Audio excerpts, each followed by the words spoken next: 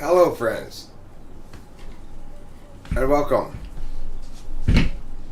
to the world's first and only greatest television program live stream network broadcast you've ever seen, ever. This is it. This is the one. This is the moment.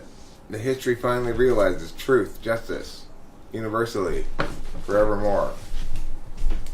The rapture is upon us, and it's entirely rapturous. Nobody has to get taken away. It's the good news. That's good news. Yeah, this is a rapture where everybody stays put. I'm gonna take a nap, but I'm gonna listen to you. Well, you do your thing, babe.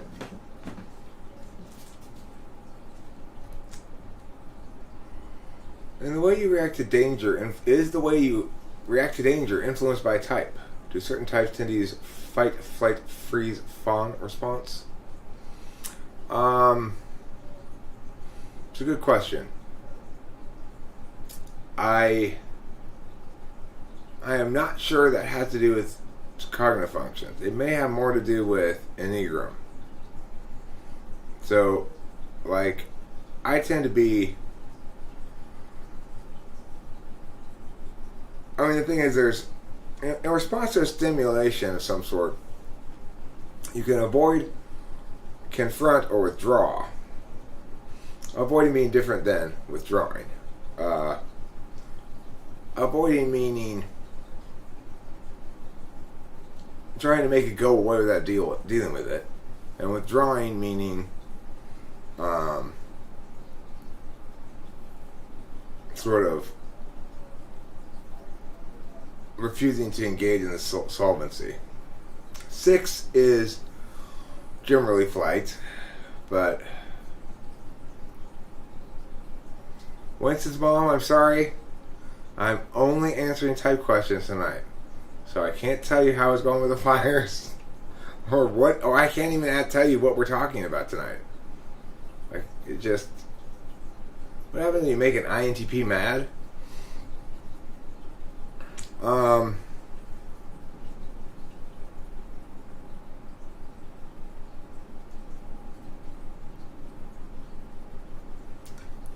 Probably they withdraw, most likely. But again, this may have to do with Enneagram and not with functions. Do you think it depends on what triad? You know, I don't feel very, very qualified to answer a lot of Enneagram questions. But I would guess, and the thing is, I just haven't really thought much about Enneagram. It's true, I haven't really read a whole bunch about it, but the main problem is I haven't thought about it very much. So I don't have any ready answers for you, really. The thing is, people think I'm quick, right? A lot of times I have ready answers because I've said them often enough that I have SI answers. Sometimes it's genuine quickness. Like the other night when somebody asked, if you were naked and afraid, what would you take? And I said, the first flight home. That's genuine quickness. Right. Well, what I'm saying here, a little last, is that to the extent that I were to directly respond to Winston's mom's question, then that would be against the rules. But instead, I am merely pointing out that I can't answer her question because of a reason that actually ends up answering her question. So, it's I guess a sneaky work around the rules. But right, yeah, I'm only answering type questions tonight.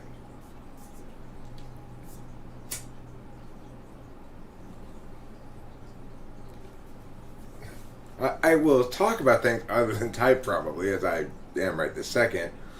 But when it comes to questions, there are only one kind of question I'm going to answer. Which type is having the best evening? That's a tough one to answer, but a good question.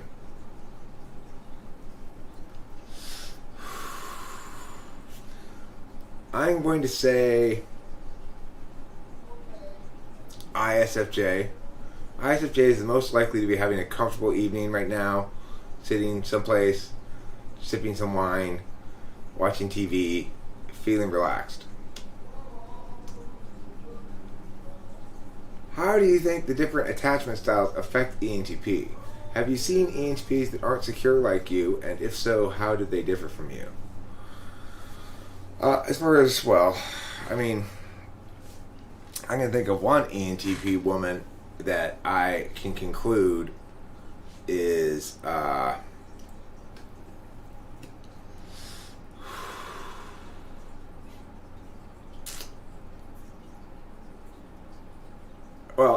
I mean, look, I see all toxicity as boiling down to accountability avoidance syndrome.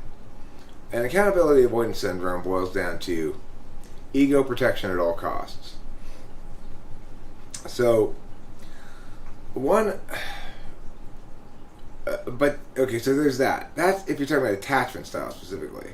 Like if somebody has a insecure attachment style, that's a different point of reference than if they're just insecure or secure. So it's like, okay, having an insecure attachment style is kind of a disorder that is probably mostly incurable, I would guess. But whereas being insecure is different. Everyone's insecure for some periods of their life, and feeling, secure in your self-concept is something that correlates very strongly with a lot of positive gains in life. So it is true that I'm quite secure, or increasingly so, and increasingly secure in my self-concept. I know who I am. I know what I don't need to rely on for my worth, So it's like I've learned how to make being gracious to how like graciously losing or acknowledging shortcomings and stuff is a critical component in my having a confident self-concept ultimately. It's that because I can point to the fact that I'm fair, my self-concept can be healthy. The problem comes when people's insecurities cause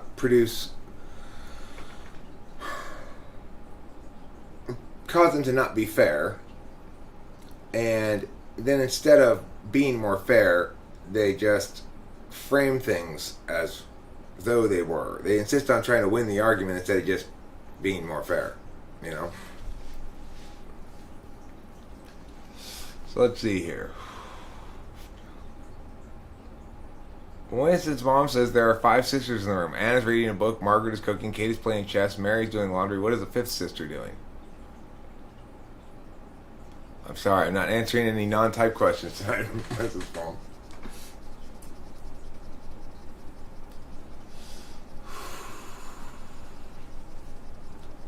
I know that isn't projection.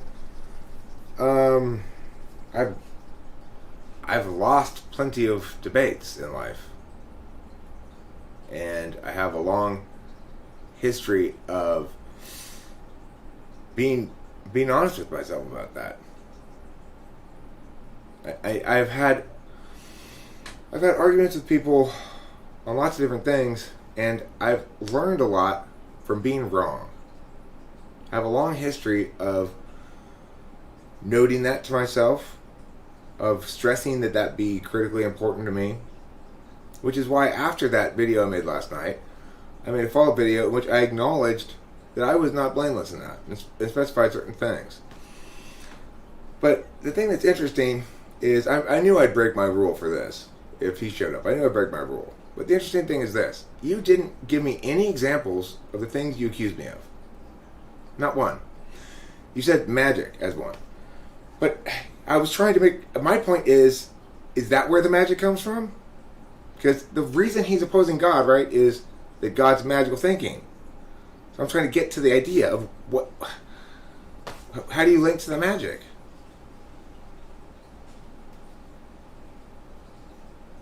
I don't want to argue about this.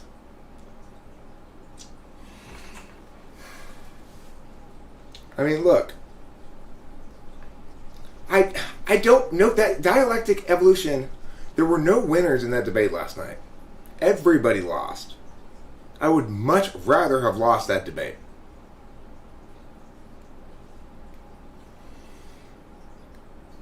I know, Chris. I know. Dialectic evolution is an FI user in some sense, probably because he's insistent that my feelings are determinant here for me, but they're not.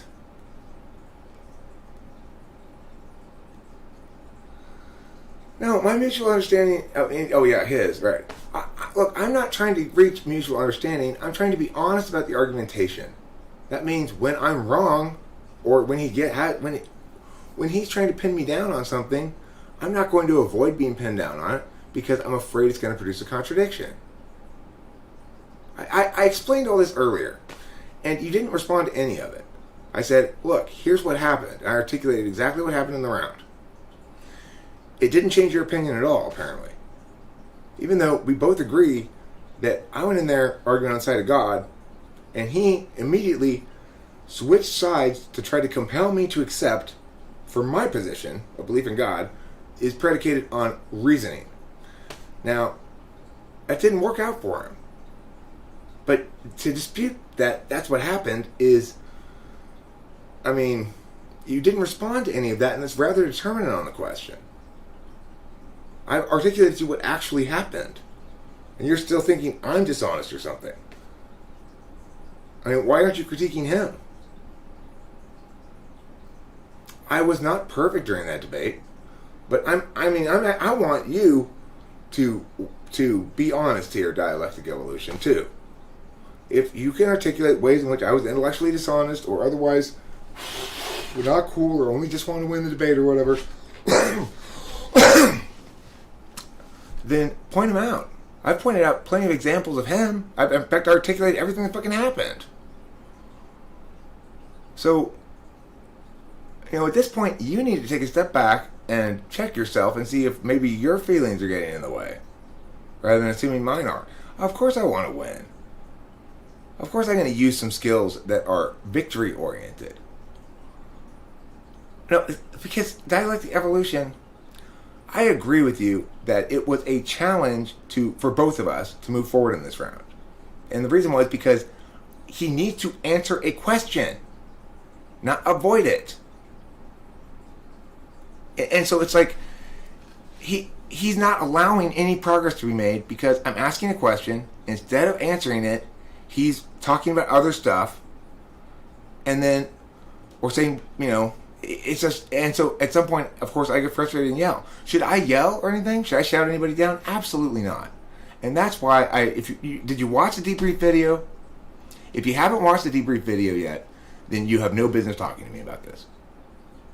If you haven't watched it. If you haven't watched my video of what YouTube debaters need to know, if you haven't watched that yet, yes, okay, so what is non-contingency? How does it make it transcendent? What makes it transcendent? How is transcendent distinguished from anything else? He didn't answer any of those questions. He didn't address any of the meaningful concerns. When I asked him if something goes through a medium, does that make it that medium?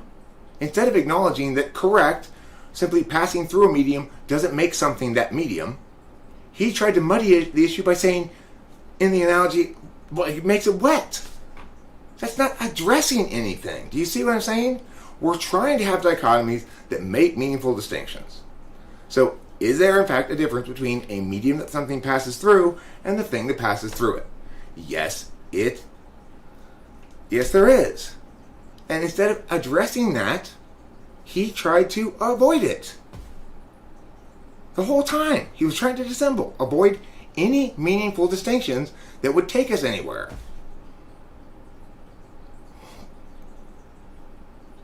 Could I explain why infinite regression is illogical? I didn't make the claim that it was illogical. He said it's it's illogical. And I said, well, I mean, why exactly must we conclude that infinite regression is impossible? Yeah, it's like, that's a question he didn't answer. I see. Evelyn points out in another example of a question he didn't answer. Can you explain why infinite regression is illogical? Doesn't want to address it. He just says, Eric, you got to see. You know?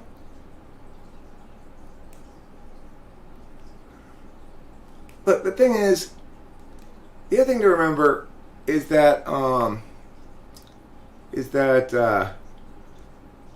like I said in the debriefing thing, we need a formalized debate, because if without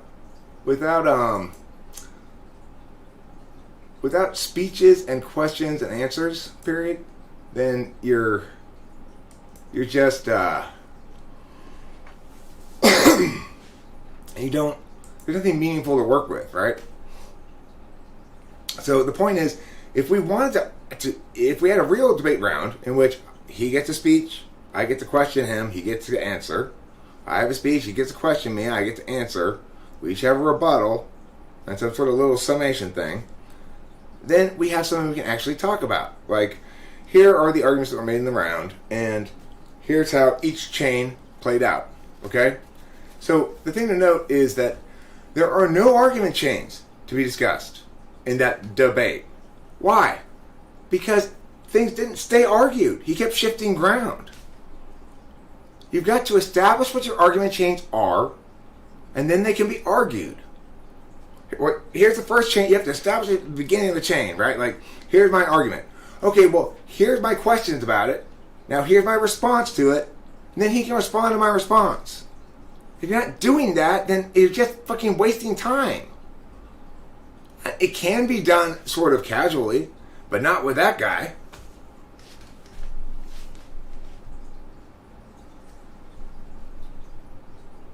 That assumes causality, philosophical thinker. Look, if we assume causality is fundamental, it's a fundamental axiom of the universe, then sure, non-contingency is impossible. But then, why does that make us infer the metaphysical or transcendent realm? If it's impossible, it doesn't do anything. You know?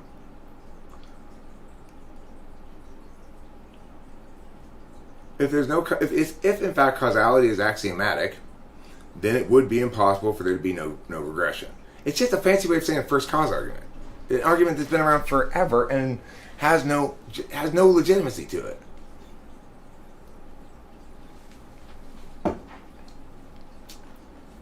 It's saying we either don't or can't know something, therefore, yeah. It's an appeal to ignorance, fundamentally. Now, these are sort of things that should have been dealt with. Okay, dialectic evolution, I agree next time you use time constraints, but again, with this sort of wrong attitude you're bringing in here, putting this on me, even though that was absolutely fucking not the case, and falsely accusing me of being intellectually dishonest, you now have a responsibility to watch the 2 videos I've told you to watch.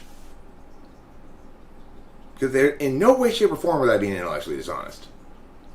I agree, I was talking over them and stuff, and that's frustrating. That's my frustration coming out. And I would like to stop doing that. But there is a good reason why my frustration comes out. When people won't answer a simple question with a simple answer, it's extremely frustrating. It means they are trying to not have what they mean evaluated accurately. I don't do that.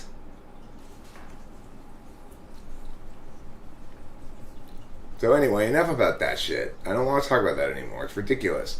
Dialectic evolution, you gotta really step back and check yourself and take a serious look at the way you're thinking about this, because you're fucking wrong as hell. You need to watch those 2 videos. I don't want to hear another fucking word out of your mouth about this until you do, or I'll put you on timeout. You responded to nothing I said so far either. You have not responded to anything I said. All you've done so far is yeah but me. Yeah but. No yeah but. Acknowledge what I said is correct, and then if you want to make a new point, fine. How do you tell the difference between ESFP and ESTP? Well, this is a good question because I initially had Trump typed as an ESTP, as a lot of people did. And the reason I did was because I saw his sixth slot FE as being third slot. He obviously cares a great deal about how people perceive him. And in fact, he sees friends as those who speak well of him and enemies as those who do not. So,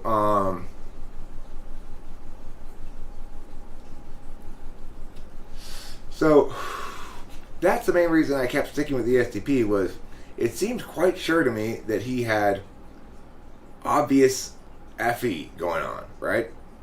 But it was confusing because he wasn't acting like a TI user at all or justifying things like a TI user.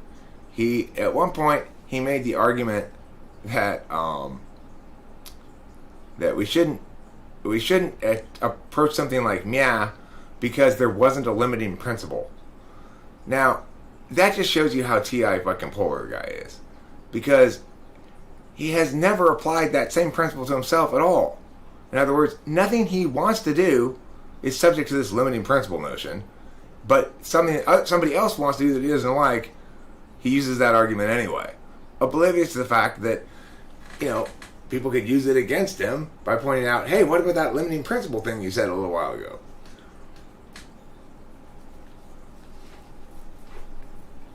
So, the thing is, you can see in ESFP Trump the interested calculus being applied to everything. The true news stories are the ones he wants to be true. Everything else is fake news. The truth is what he wants it to be. And this is why ESFPs tend to lie a lot.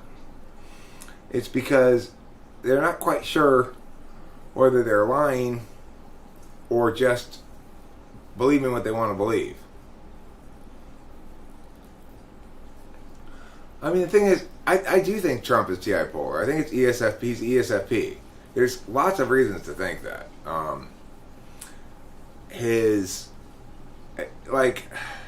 ESTPs are subject to logical critique.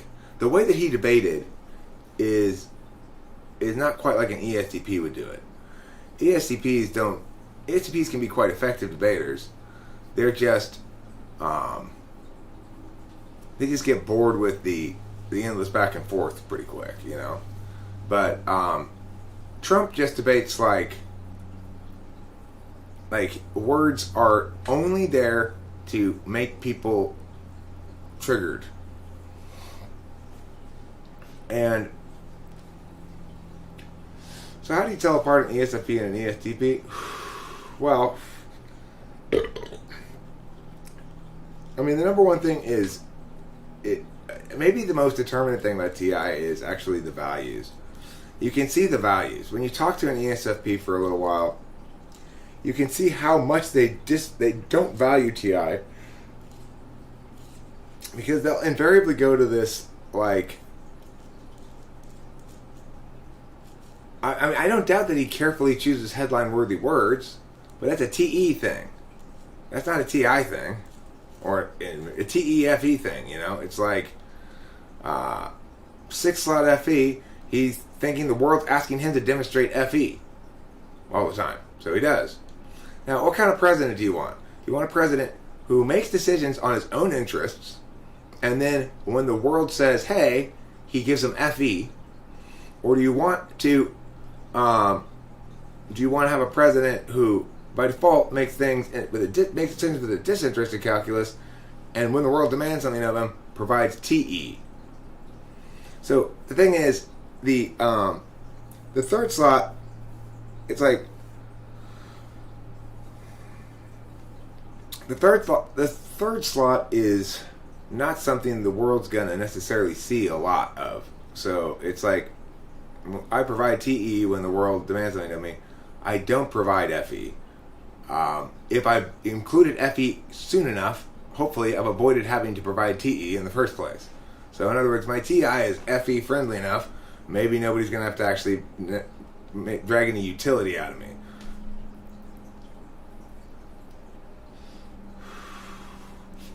Well, Trump, the thing about Trump is he's right about a lot of stuff. People judge him based on their FE. No, I mean, people judge him based on their FI a lot. He provokes a very strong FI in people, one way or the other. And the reason for that is because using his interested calculus and his demonstrative FE, he's constantly saying to people, if you're on my team, here's a cup full of delicious praise.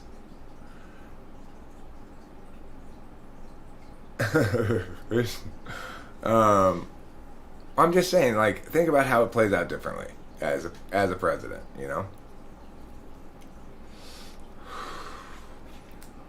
I don't think Hitler was an HP.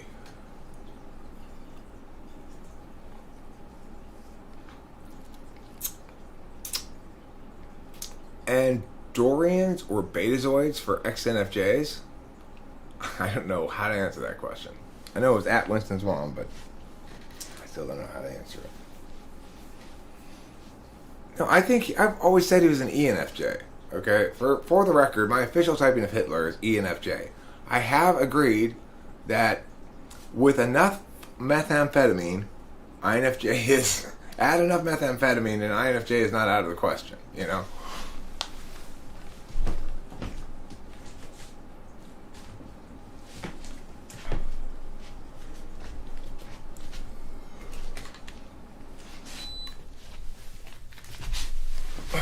It's actually rather chilly today. We got quite the apocalyptic sky. I have a question about the Bedouin tribes. I have a question about the Bedouin tribes of the Mideast.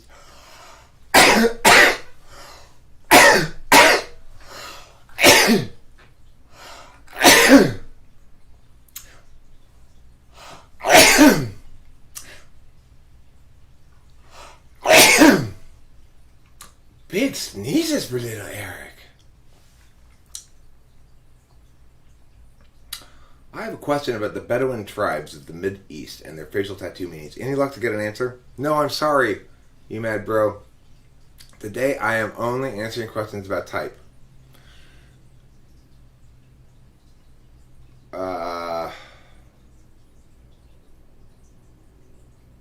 Yeah, Goebbels was okay. I mean, what Broccoli Todd says there makes a lot of sense.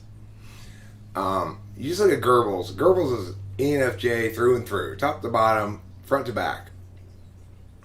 And Hitler differs some from Goebbels, and to the extent that he does differ, you'd say, well, he seems like an introverted version of that, and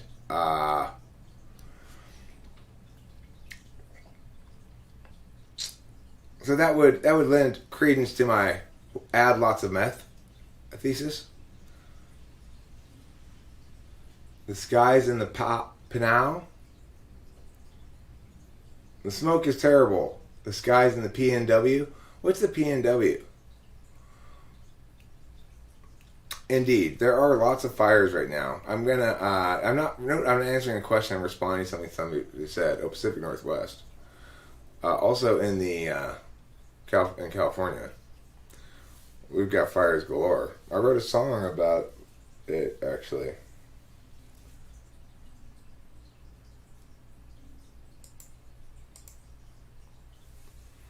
Let me see if I can pull that song here. So,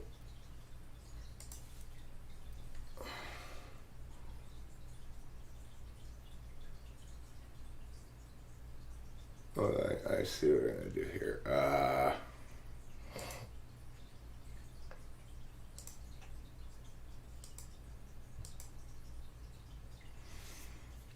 Okay, I'm going to play this song for you.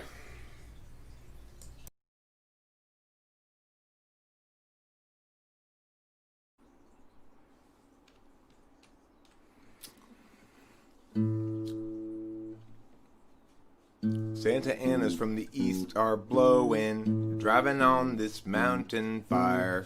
So Grant and Lana had best be going. They had cut it down to the wire. Everywhere apocalypse hung heavy. The truck was piling up with ash. But Lana got the dogs in the Chevy, and Grant counted out their petty cash. And all around the steady face of civil life is melting. A tipping point, the human race has dug this hole we fell in. If times are ending, then time is bending. Frogs rain down from the sky. While the dogs knocked out with Grant exhausted, Lana stayed awake to cry. 120 out but Labor Day. That means cooking meat outdoors. Guy got distracted and fire got away from Sugarloaf to Waterman-Acres, his name. Fire chased them west and down the incline until they reached foothills below. They found a room cheap for the night online. At least now they had someplace to go. Tomorrow they'd evaluate their options now that their life had burned away. Lana's sister had a place in Lompoc.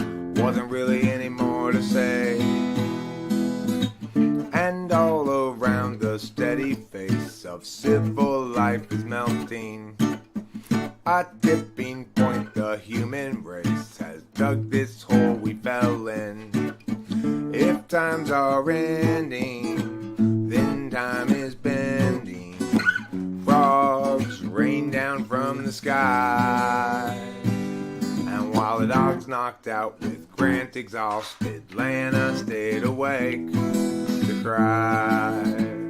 Yeah, while the dogs knocked out with Grant exhausted, Lana stayed awake to cry.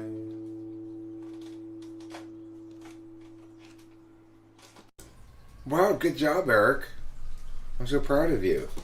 I am proud of myself for that song. I have to say it. It's just like, wow, where did that come from? It's such a complete song. I'm unaccustomed, totally unaccustomed to anything like that happening, where it just seems to sort of write itself, and like I must be like what NI people experience, I guess.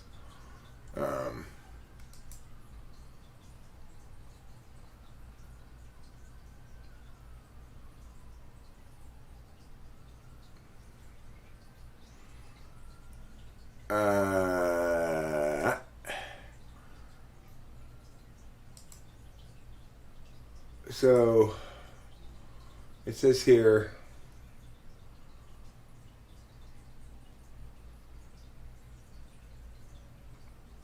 remember that song you sang me, Eric? Kenton Davey?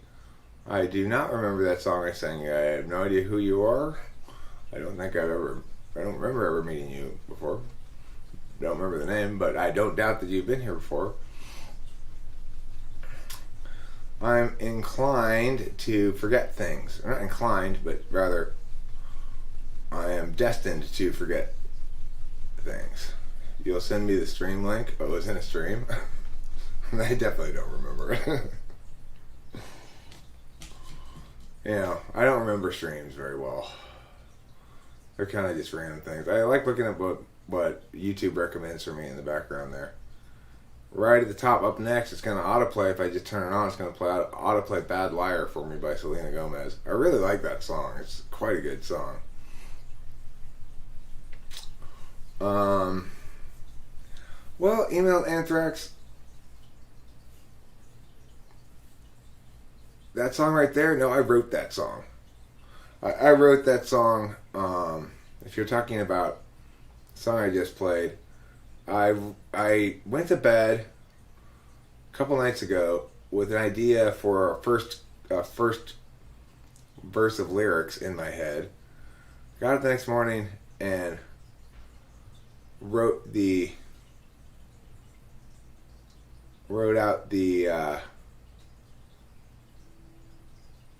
rest of the lyrics, and then which is I never write songs like this. I never write songs lyrics first, never. But I had an idea for what I thought would be good standard lyrics, and in fact, when I finished writing the lyrics, I was very happy with the lyrics. The only lyrics I didn't write until later were the lyrics to the bridge. So anyway, and I sat down with the guitar, and as soon as I started working with it, it just came together really fast. It wasn't instantaneous or anything. You know, the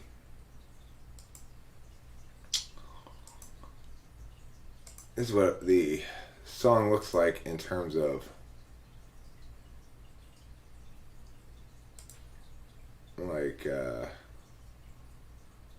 chords and lyrics and stuff.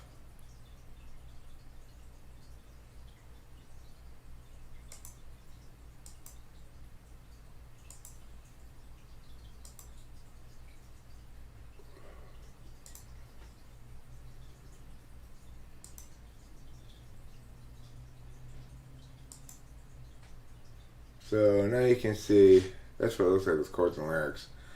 And it's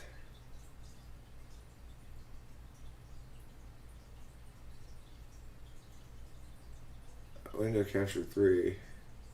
Oh, that's not. I want window capture 2. So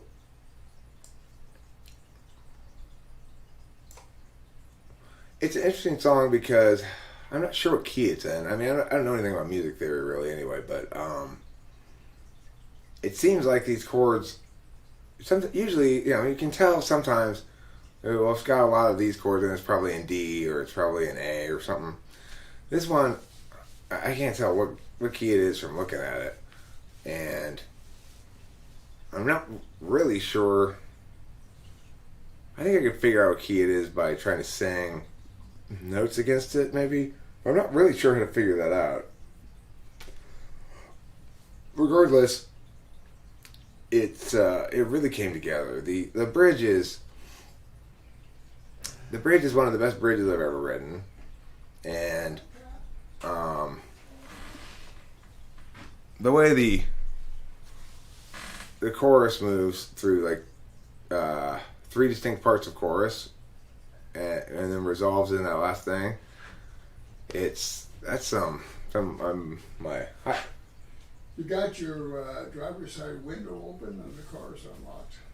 Okay, I will go. That's just telling you. All right, thank you for letting me know. I'll go move it in a little bit.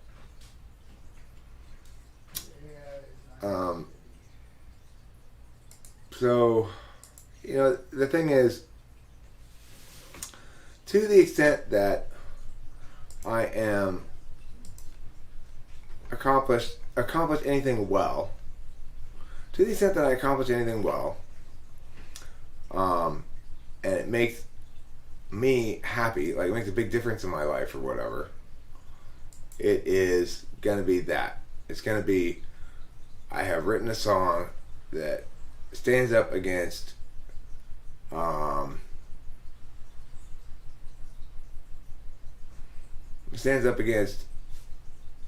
songwriting from people that I think of as fantastic songwriters. If I feel like I can stand up against some of the best songwriting I can experience by playing as covers, then I'm gonna feel like I've arrived, so to speak. It's my goal. It's my number one really best personal goal. If I have any personal goal, it's to make a timeless track that, you know, to make a timeless track that nobody can deny, you know. I want to make Call Me Maybe.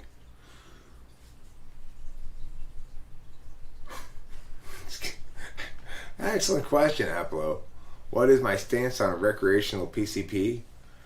Well, my stance is that as a presidential candidate, my policy for the federal government, to the extent that I have the power to implement it and or the ability to do so, is to try to remove the matter of illicit drug sales, basically to get rid of the DEA and get the federal government out of this concern, that it should be up to the states. Now, as far as I know, there's no state, maybe, I don't know if there is, that is currently advocating legalizing everything, including PCP. Also, I've not really heard before about recreational PCP users. It's like, it's not really a recreational drug. I don't think. Having been in the K-hole myself, I'll tell you, dissociative drugs are not fun. We just need to take the taboo away from PCP. Yeah, I'm pretty sure people really are better off not taking PCP. I know it's probably gotten a way worse rap in the anti-drug propaganda than it deserves, but even so,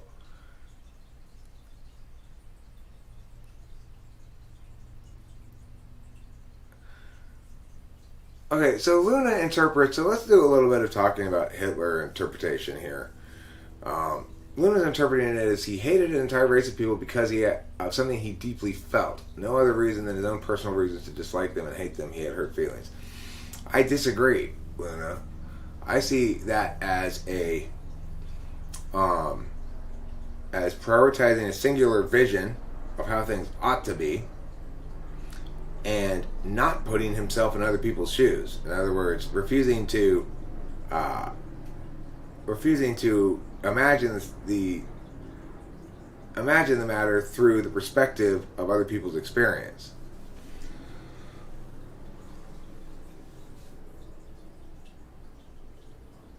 Okay, my gut on dark matter, and it's just a gut at the moment. I don't have a lot of arguments, except it seems to violate some basic principles of things that are right.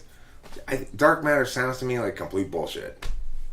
It's been inferred by assuming the existing model is correct, even though the existing model, to be correct, would need to have a bunch of shit that's not there. So let's just make it up. I don't know about that. Do you see it as FE manifesting in the race being a determinant to society as a whole, like corrupt FE or something? I see it as corrupt NI, saying that, because look, NI is the thing that says we don't need to think of individual things as particular things. We can think of them all as members of their set. So it's like, sometimes Rachel will get for, magical thinking frame readings for our relationship and stuff. Like, she doesn't want to know that she's in a happy relationship because she can tell from her experiences. She wants to know there's some sort of global reason why she's in a happy relationship. So that's what NI does. And what I would say is FI would be the thing that would, I agree, FI could produce kind of a vengeance spree of killing or something, but FI ultimately would result in something less systemized, I guess, FI doesn't mind being contradictory with itself, so it would be moved in any given moment perhaps by some individual. It's hard to maintain consistency, But,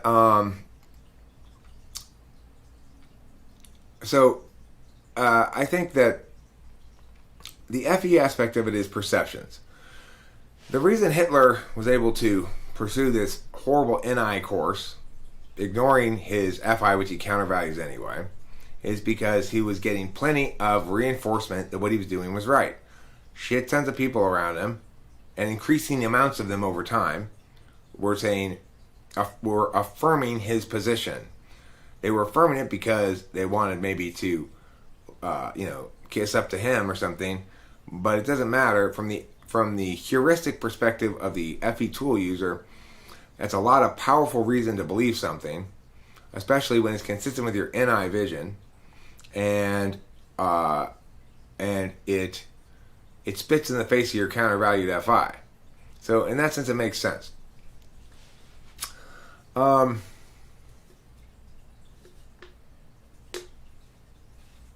LSD, what is my position on LSD? Is that a type question? My position on LSD is I don't have a position on it. I do have some positions on it.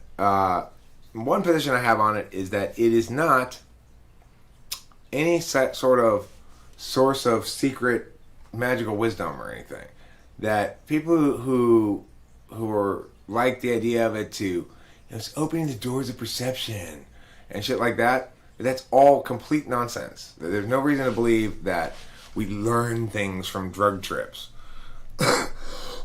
Now, that's not to say that there aren't some instances where psychedelics have positive impacts on people's psychology. I think mushrooms are every time I take them, after I'm done taking them, there's at least some period of time afterwards where I'm feeling, especially I guess you'd say, unencumbered from unnecessary concerns. Like, it helps me to sort of put things in perspective. I don't know why exactly, but I'm not as fretful after I take mushrooms for a day or two, maybe a week. I have not had that experience with LSD. LSD is, I've taken acid maybe 10 times in my life, and I had a couple of good trips that I don't remember, and I've had a couple of bad trips that I do remember, sort of, and that's about it, So I don't like LSD because, for one reason, when you take LSD, you don't know when you take it whether you're going to be tripping for not at all. You're going to be tripping for 8 hours, mildly. You're going to be tripping for 24 hours, balls deep. You just don't know. Yeah, mushrooms also contain some anti-addiction stuff. There is that aspect of mushrooms too. It's like when you're on mushrooms, you kind of go, I don't really like the way this cigarette makes this feels. It feels kind of like poison, which they are basically. So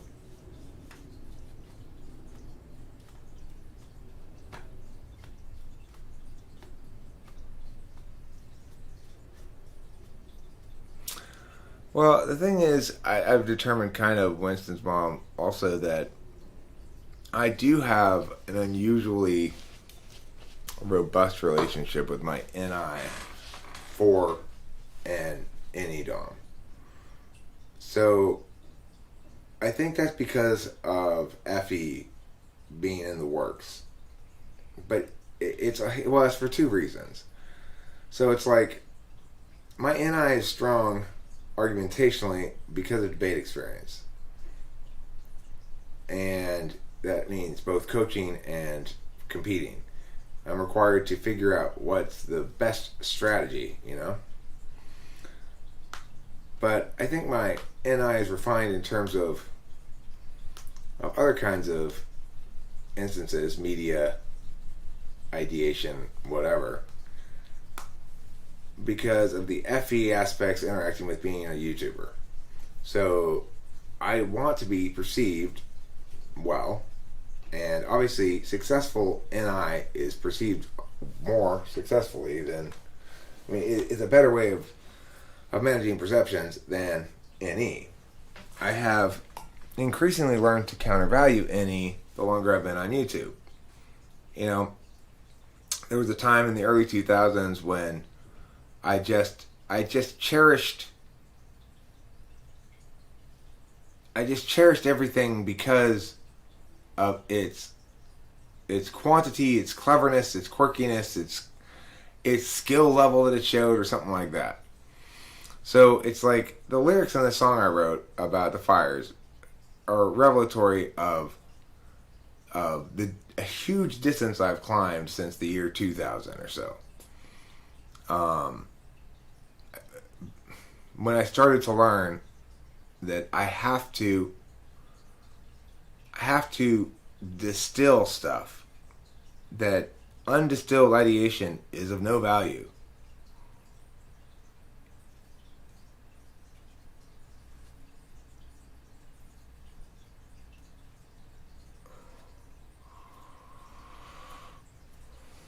It's a common technique of ENTPs to send people on a path and to hitch themselves to the ones who know the direction of what they want. NE feeding on NI. Well, I mean,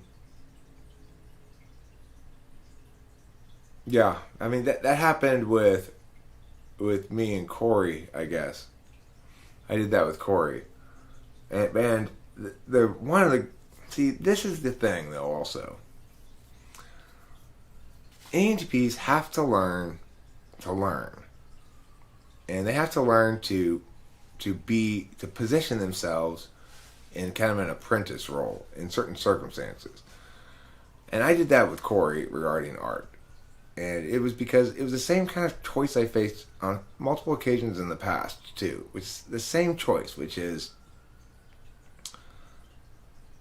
fuck. I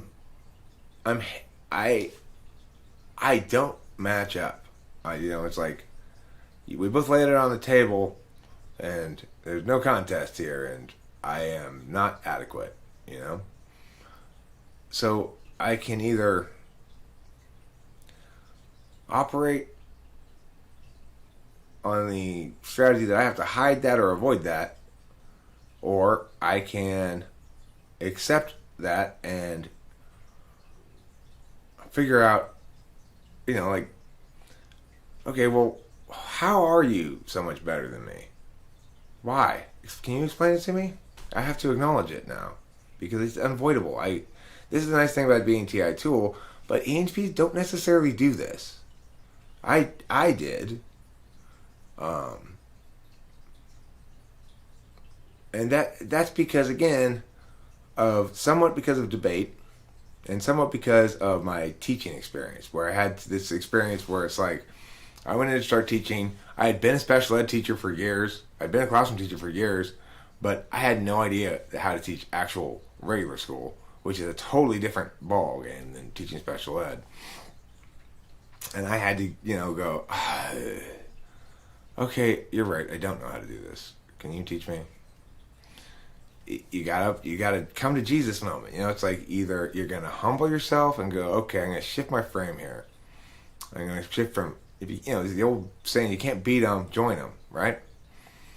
I am obviously doomed if I continue to try to battle this battle that I've got no reason to be battling because I'm totally outmatched. Or I'm going to stop battling and start learning something.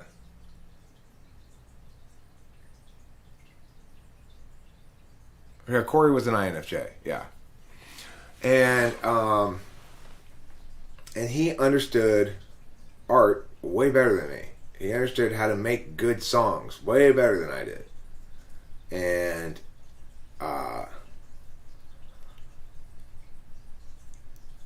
even now, it's like there's a cover I'm still trying to work on, a cover of one of his songs. So I want it to come out fucking right, And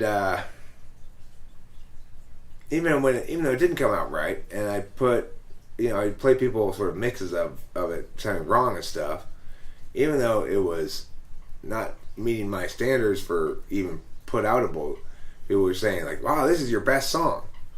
Well, why? Because Corey's a fucking genius, and it's a shame that he doesn't make music really anymore. But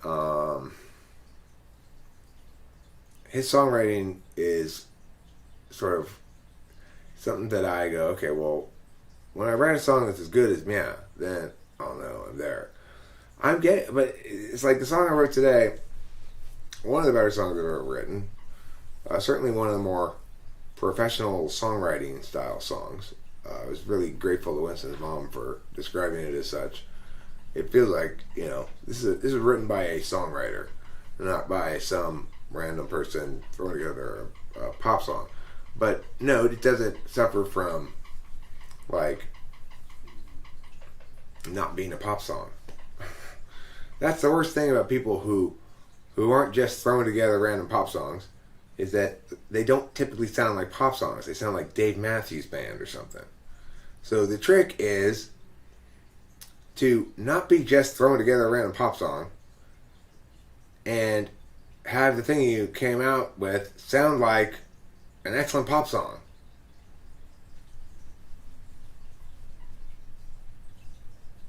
What type is Jack Torrance from The Shining? Is he the main character who goes crazy? Played by Jack Nicholson.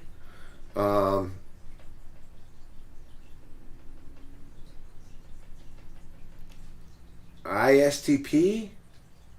Trying to write a book? That makes sense. This is what happens when ISTP tries to write a book.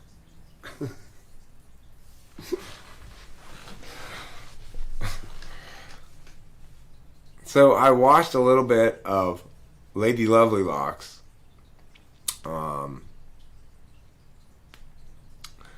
If you haven't seen it, it's absolutely insane.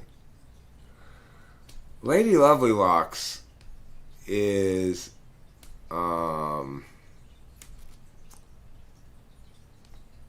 it's like, I imagine they would show Lady Lovely Locks in some sort of social justice class to sophomores in college to discuss how awful the dominant paradigm is and how it reinforces things back when when that thing came out in the 80s or whatever, that was representative of that.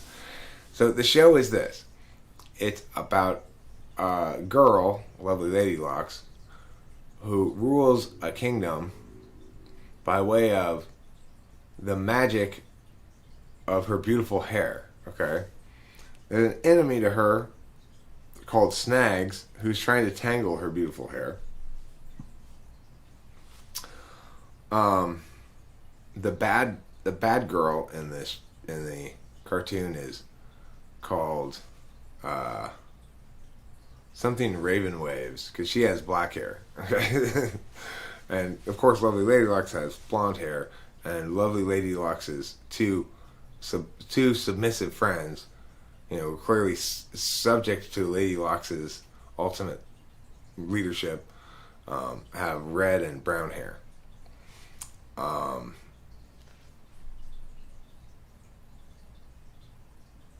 So, I guess the moral of this story is, if a girl becomes a leader of a country, it's probably because she has really beautiful hair. And also that black-haired girls can't be trusted. Lady Lovely Locks. If you've never seen or heard of it before, I watched some minutes of it and found it rather enthrallingly, so there's this episode of Simpsons where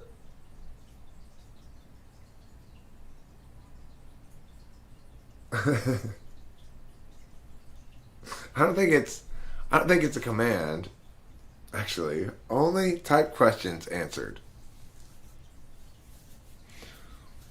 Oh, I see. Okay. Yeah, I do. I know, you're right. My mistake. Oliver Linehan is correct. We've all misinterpreted this title. It's a command to all of you guys to only type questions answered. So that means, I guess, just those two words, or only type questions that have already been answered. Like, what's the capital of California? The answer is Sacramento. Chris M's got the spirit of it. But I think you could successfully also just type questions that we already know the answer to. That would be fine. Like,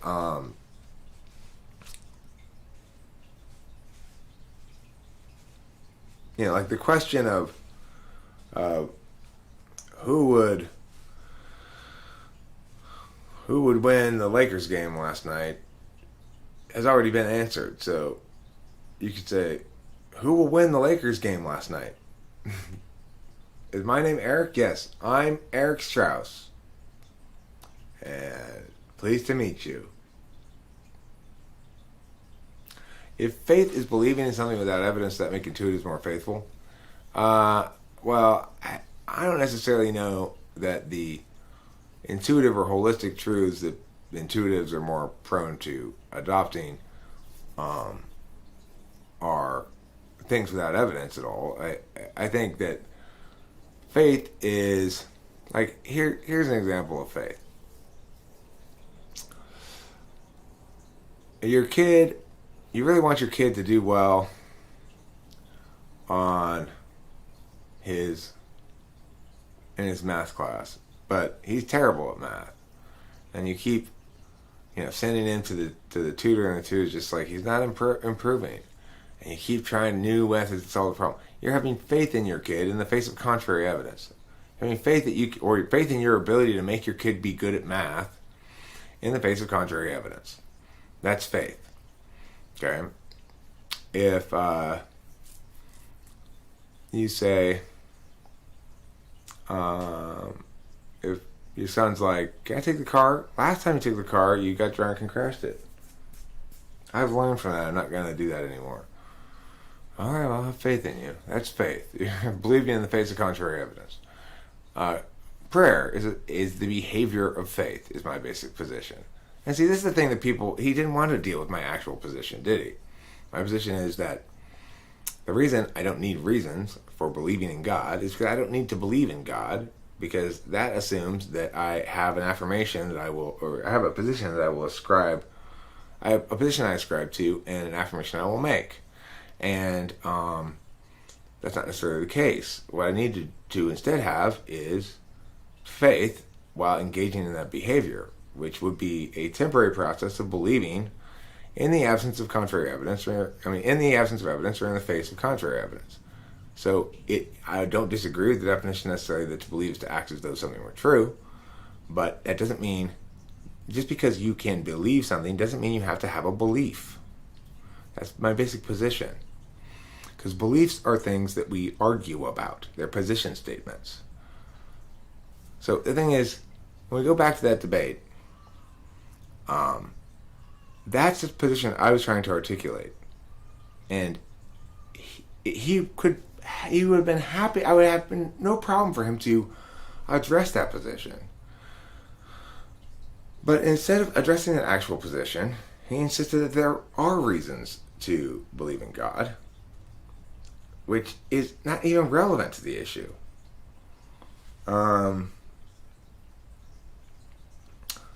So if I were to assign a function to faith, what would that be? I do think that faith links closest to NI, but I've also said that when asked to taxonomy attentional matters in a way that, I'll put it this way. People sometimes say, well, why are there exactly 8 attentional manners? Why aren't there any more than 8? Or why can't there be 9? Well, the answer is because the 8 that we have are all encompassing of attentional manners. So that is to say, there's no kind of pain of attention that you can articulate that doesn't fit into one of those categories. But I have one possible exception, and that would be faith. I said if I were to come up with a single attentional manner that doesn't seem necessarily to fit into any of the existing attentional manner categories, it would be acting, the real-time process of faith. Is MBTI faith? Well, if you're talking about cognitive functions, no, I don't need to have faith in cognitive functions. I have ample, abundant evidence to understand that there is some sort of configural thing going on that is explained by a model of attentional manners. The way that my dad is so reliably every time going to watch a movie the same way, by linking it back to his own personal experience, having us pause the movie and telling us this is something that other people do as well. Whereas yet another kind of people, they never want to pause the movie to talk about something related from their own life. If they were going to pause it, they would only be talking about, now look what the director did here. That's a very different thing, right? Then, my dad is like, see those boats there? He's not talking about how the director is using these boats in an interesting way in the film, like an intuitive might. He's talking about how this is a good launching point for this. Now, Lonnie didn't drive those exact boats, okay? Those are the Mad versions. But the boats Lonnie drove was a smaller, similar version of that. And then he proceeds to tell a story about my Uncle Lonnie's Vietnam experience. So this is something that is smacking everyone in the face if they're paying attention to that kind of thing.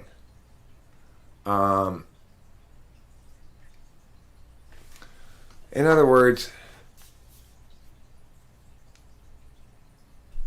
there's other kind of ways in which I'm going to respond to things predictably too, although in general less predictably than some other types. But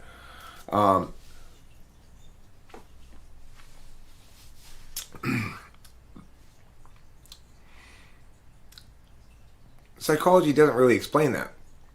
Why does my dad watch a movie that way every time, whereas I watch it a different way every time? Why? Why does Rachel never seem to link these things back to her personal experience, but always to externals, such as saying things like, talking about the camera angle or something like that, that she might say, or talking about the actors or actresses and how maybe they play this very differently in this movie than in this movie, something like that, right? And I kind of talking. So psychology doesn't explain why my dad always links movies back to his own personal experience, and Rachel almost never does. There's no explanation for it. So you could say, well, that's because there just is no explanation for it. It's just within the natural variation of people being people or something. But that's not a very satisfying answer. You could say, well, the Big Five explains it. Except the Big Five doesn't explain anything. It purports to describe things, but what it's describing is... I mean...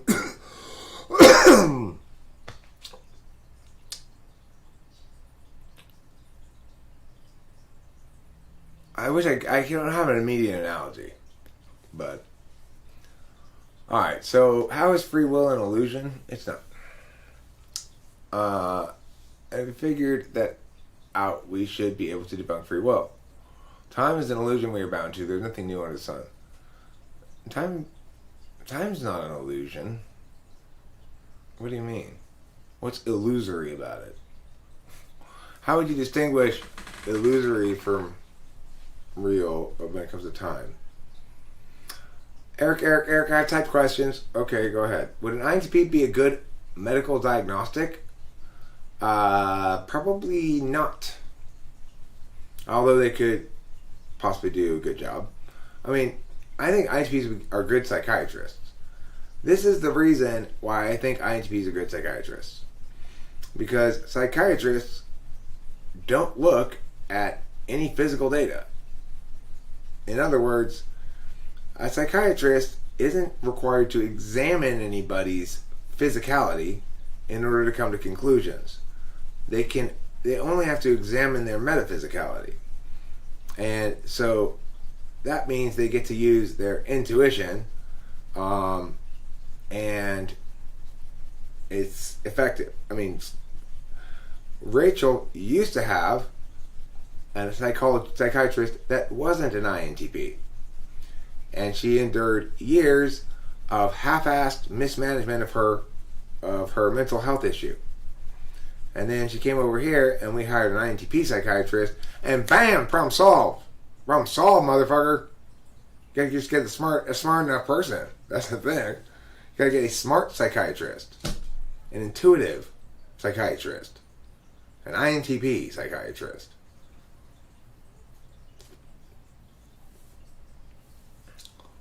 Do I think spatial logic is linked to TI? No. I think spatial logic is linked to TE. TE and NI. So, for example, spatial logic also comes, it often comes up in the process of trying to solve TE problems. For example, if I'm trying to maximize the use of the space in this room, that's a TE problem. How can I arrange these objects in such a way that they each serve their respective purpose, plus we can move through the room easily, etc. Like shit like that. It's a TE question. Now, in practice though, what that means is, let's say I've got to move something across the room. A person who's paying attention by a TE is paying attention to ways in which their current course of action might go wrong going forward. So it's like, if they're going to move a piece of furniture, they're going to look at the room first. They're going to take in their physical data for their SE, because the circumstances is the world asking them to demonstrate SE at that point, and they're going to see if there's something between them and where they're moving the next thing. And so then, if I'm going to move that table and I'm a TE user, before I move that table, I'm going to move everything else out of the way, and then I'm going to move the table. That's a form of spatial awareness, but spatial intelligence in terms of, like, here's a picture of a thing with serrated dots on it. If you were to fold the right wing of it up, and the left wing of it up, and then turn it over, how would it look? Now, in that instance, I can figure that one out, because if you imagine a four-wing thing with a center square with a wing coming off of each thing, like folding up the edges, right? And I say, if you fold up these two edges and then turn the thing over, how will it look? It will look like standing on two legs with a top that goes long over. But those kind of questions are very difficult for me. So if it says, the green dot is on wing 4 on the underside of it. If you were to fold these four things and then turn it 90 degrees, where would the green dot be? I don't fucking know. Why are you asking me this question? Who cares where the green dot would be? I can't even fit a piece of furniture through the door. This is something I'm historically horrible at. With my ex-wife Candace, she's always fucking changing furniture around, getting things at yard sales, ESFJ. We're trying to carry things into the house. I'd be like, Candace, this does not fit through the door. There's no way you can turn it. It fits through. It's impossible to fit through the door. Yes, it does, silly. Just turn it like this. I'd be like, oh, okay, you're right. It fits through the door. I spent like 10 minutes sitting there trying to turn it every single possible way before throwing up my hands and saying, Candace, this does not fit through the door. This would happen multiple times in the course of that marriage. That's bad spatial intelligence on my part. I do not see an object and picture how if it's turned this way, then it'll fit. Fuck that. Who cares? It's too much visuals. I can't visualize things very well, It's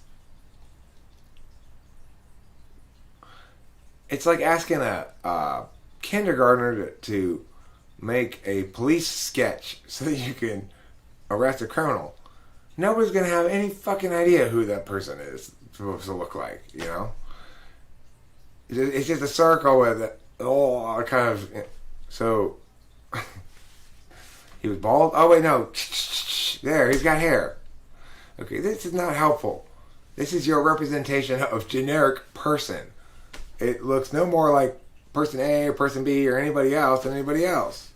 It's more of an icon than a picture, really.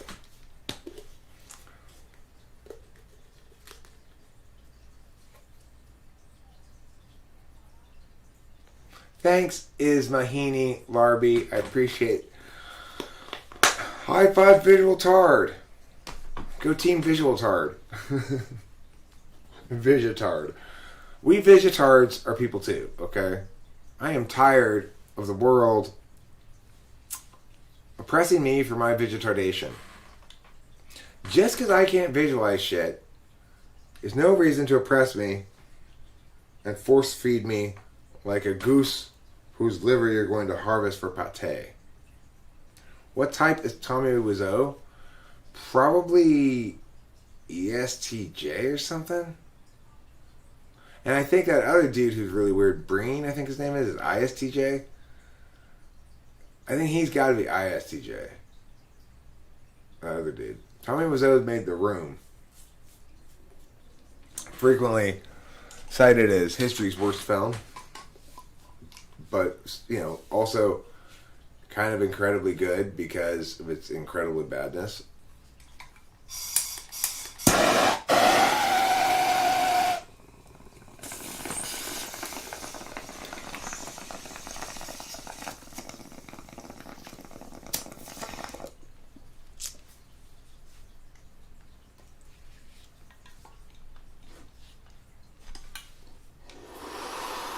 Okay, so, and that lab work kind of stuff can apply to both psychiatrists and regular doctors. But you got a point there, everyone. To the extent that data on people, gathering data on people has been already reduced to these heuristics, right? So it's like, to check to see if I had prostate cancer, they just have to give me this test to see if I have a given enzyme. If I have that enzyme, then I have cancer. And if I don't, then I don't. I asked him about it. I'm like, okay, but so what does this test for? And he's like, an enzyme. And I was like, so are you saying that this cancer just puts out this enzyme that,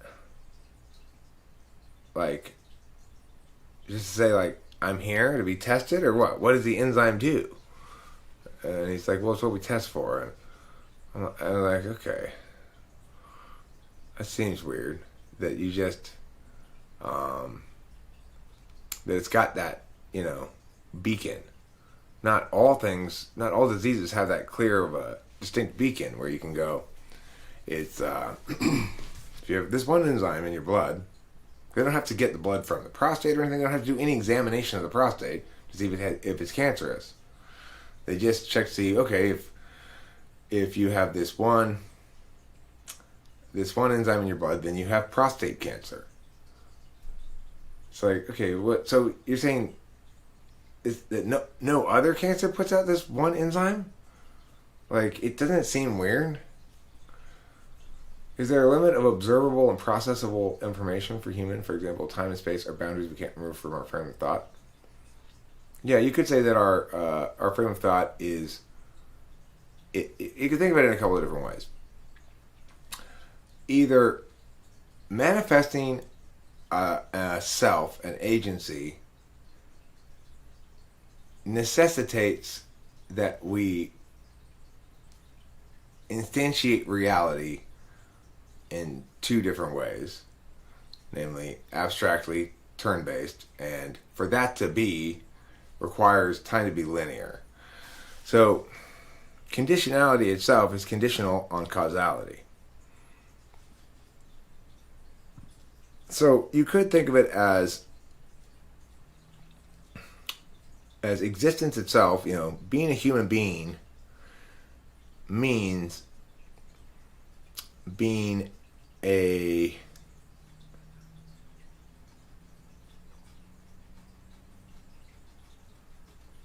agent that's mastered mapping of experience. It's like the only thing that separates human beings from animals really is conditionality. Because we can't take this turn-based approach to our experience rather than just flowing along with it all the time. That's what it means to have consciousness of some sort. So, in other words, you could imagine a piece of wood floating down a river as having all of its attention directed towards floating down, being a piece of wood floating down the river. The reason it has no consciousness is because none of its attention is ever on anything other than what is. Consciousness is attending to what is across time. So it is attending to what was, what will be. When you are attending to either what was or what will be, you are not attending to what is. So in that sense, we know there are ways in which attention is exclusive. If I'm searching my memory, deep lost in thought, I'm trying to figure out something from the past, I'm not going to notice what's happening right in front of me. If I'm making big plans for the future, then I'm not executing my current plans right now. So,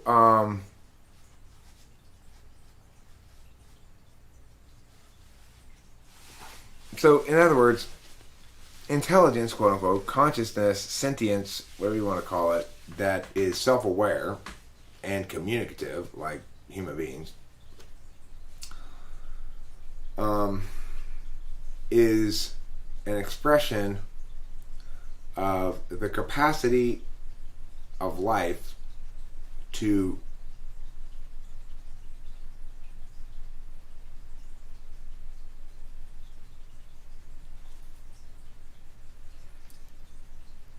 generate its own existential metaframe, which is language.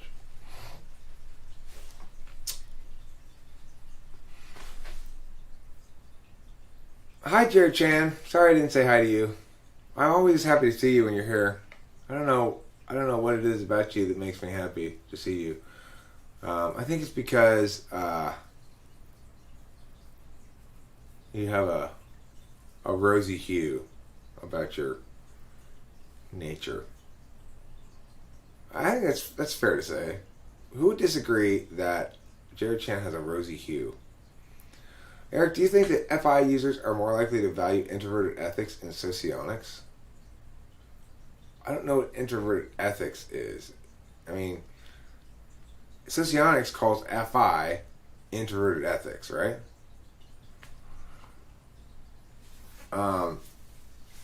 Which is not a good term for it. I think that FI users are going to value FI depending on where it is in their stack. So dominant FI users are going to value the pricelessness of pricelessness and uniqueness of the individual in some sense. But they're going to actually value some specific individuals vastly more than others.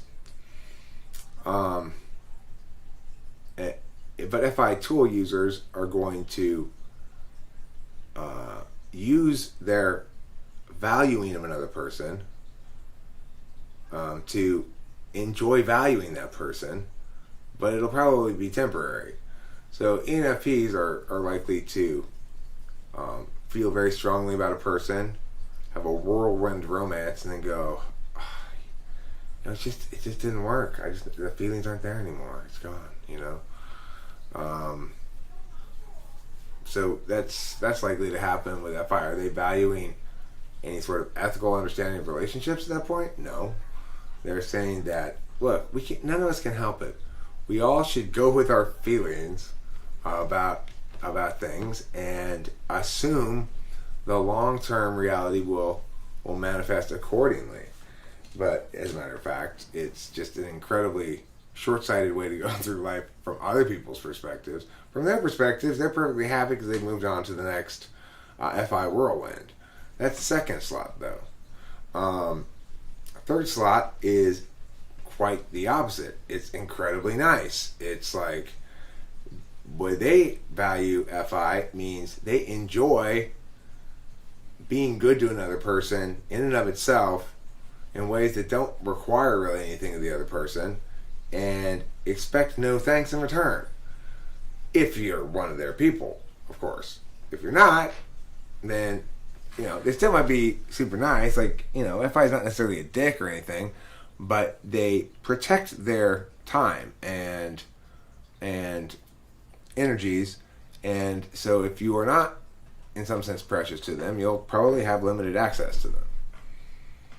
Well, looky here. It's a kitty. It's a kitty meow meow face. Hello. You've got meows and meows and meows on your faces. Oh my goodness. I'm constantly being astonished by your beauty. Oh my beautiful darling. Oh my kitty pageant winner. Yes, Daddy loves you. Emotionally.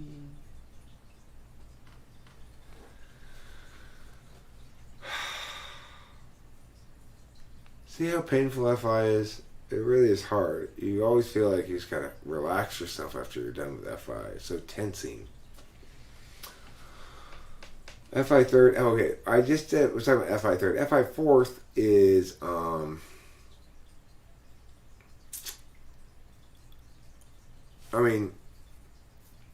you just don't see it very often. It doesn't come out to play very often.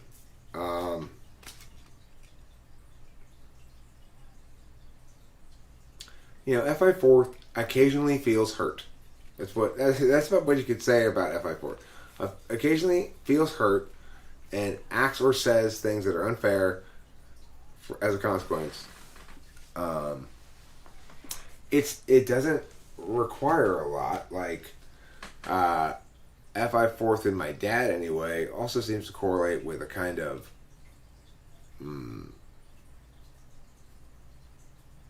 blindness to or habit of never thinking about FI concerns anyway.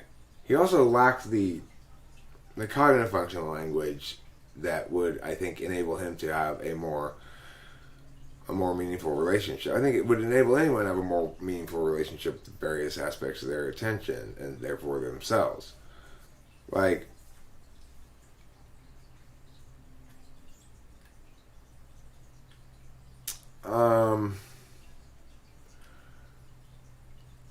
well, the thing is, FI people don't typically make me uncomfortable, but I tend to make FI people uncomfortable.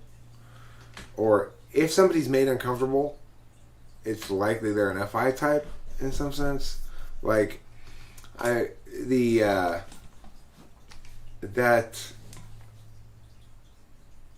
smug ENFP who astrologied Rachel.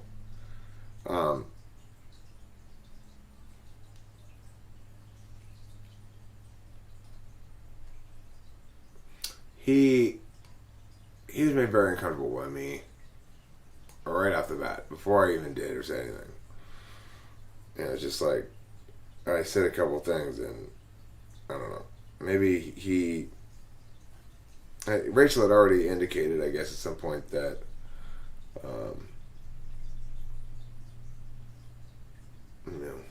because I don't know, she had indicated at some point that I was her boyfriend, so. And then people started after banning me instantly, or just saying a couple random little kind of jokes or whatever.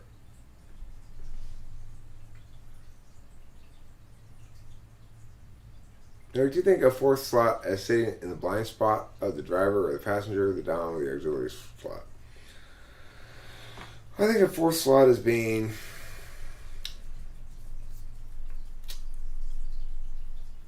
always worked but never listened to. Like, my dad's always drawing a starting point from his FI, but he's never listening to it. Same with SI and me. I use my SI all the time. I put it to work all the time, recalling things that I need to recall about cognitive functions and yada yada yada, right? I use it all the time to recall examples from my life that demonstrate concepts. but I don't listen to it. So SI is a receive function, which means it's a listening function. I'm able to say, hey, listen for this, listen for that, listen for the other thing, and it does that. But it says, okay, now can we go on to a receive mode, please? Because you've got me fetching library books for you with your get function, basically.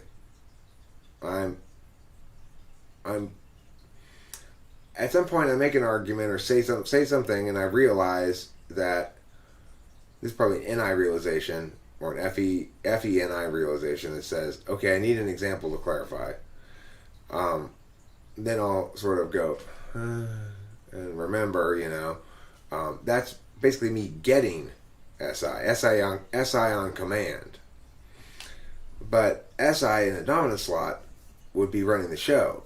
It would say, remember, first and foremost, we're listening to our relevant past experience in our body. So instead of starting with the idea and seeking the experience, it starts with the experience and maybe there's an idea at the end of it.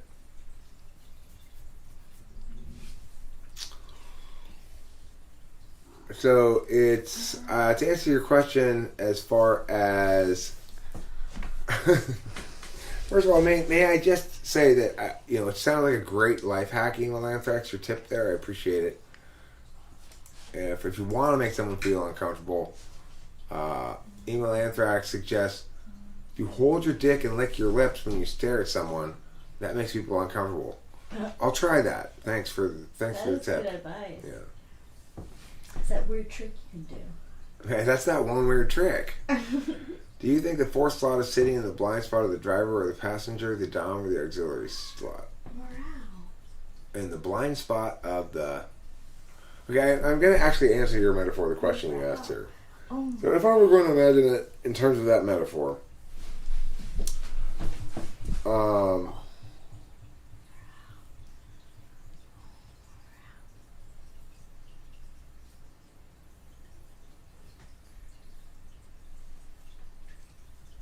I mean,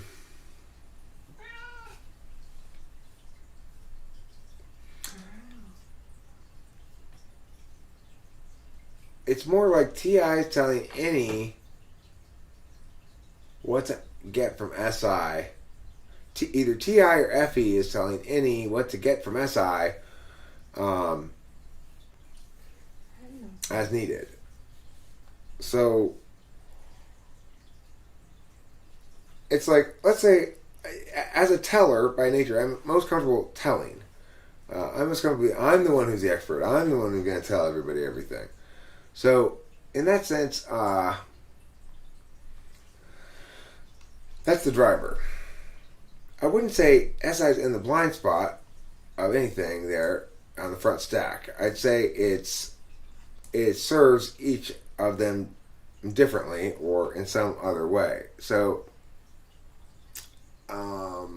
it's like, let's say I make an FE mistake because I forgot it was Joe's birthday.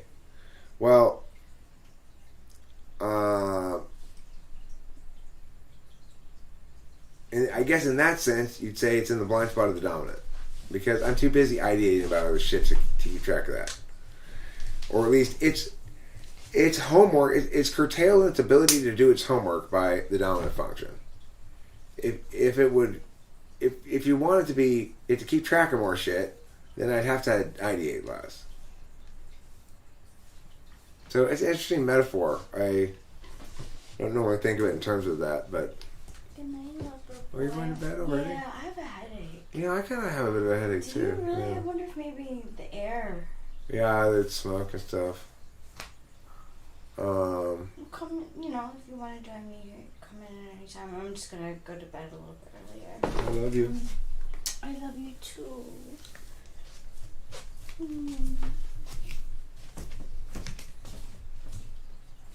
Okay, let's see here.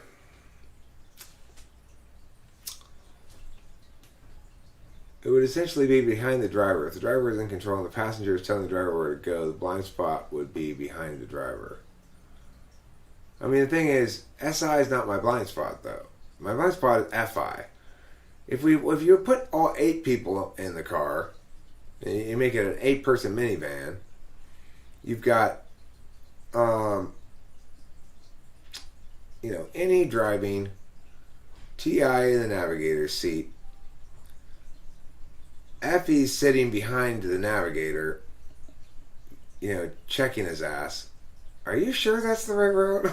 He's the guy double checking that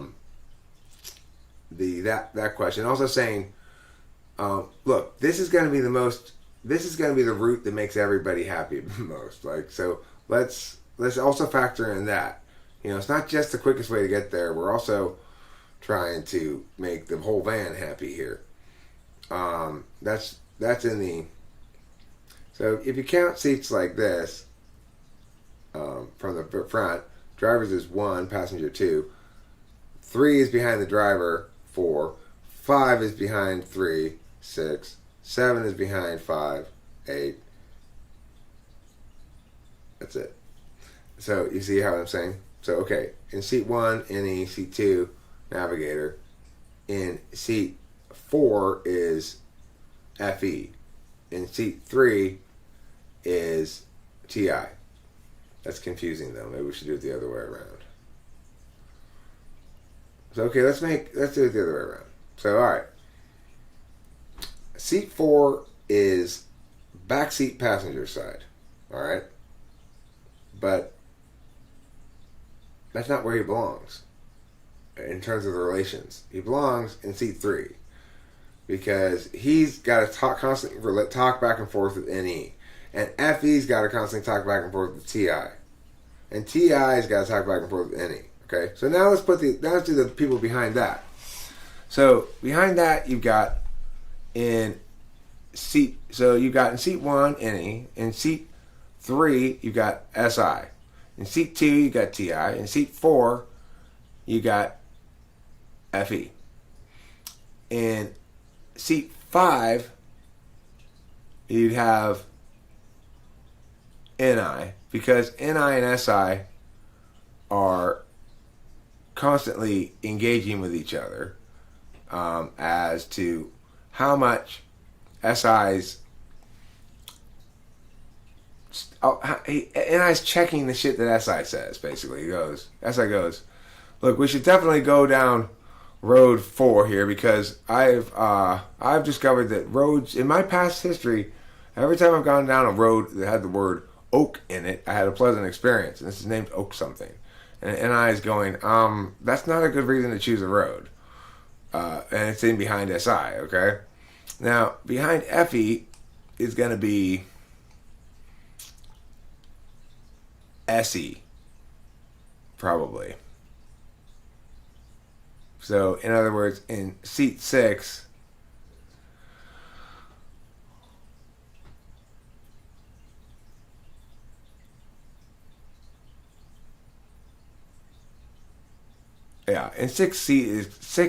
in seat 6 is going to be SE for me. So SE is going to sit behind FE and go,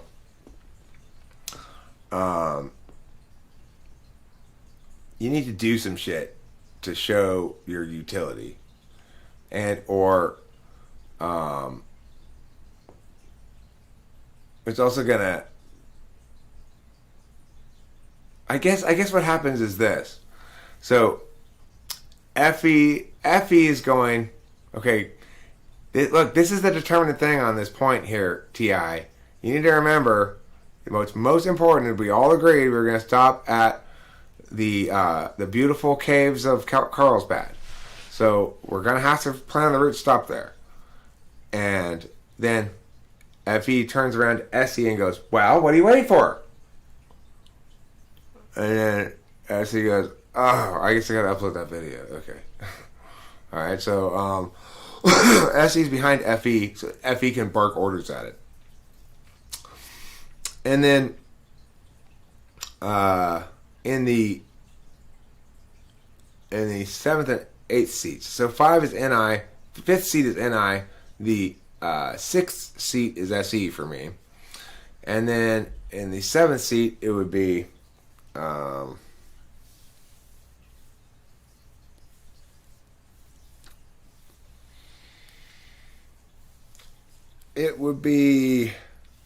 TE.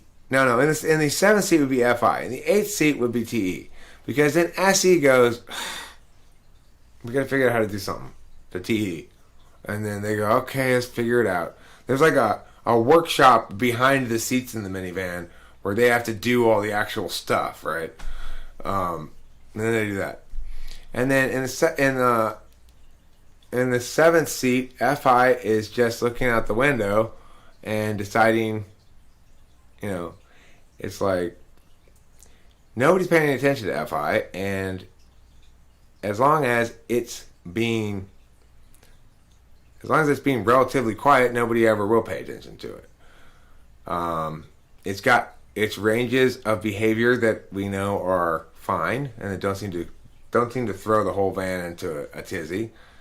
We also know that occasionally it'll be yowling and screaming back there. By and large, we turn off the radio or just put on headphones or whatever, but occasionally we have to pull over and figure out what the hell's going on.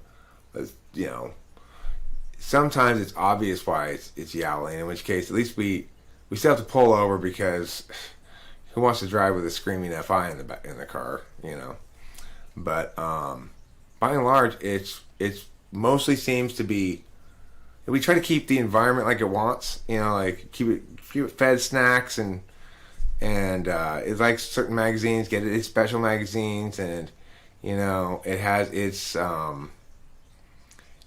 pet, lizard that it loves so much. We make sure to keep that thing alive and yada yada yada, right? Mostly it's very well behaved, just sort of chills back there, and we don't have to pay any attention to it. So I think that's the answer to the question. Dominant functions in the driver's seat. Tool functions in the passenger seat.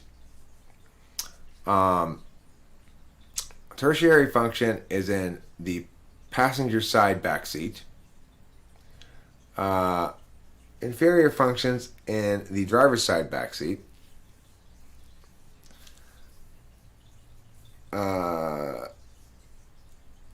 Ignoring function is in the driver's side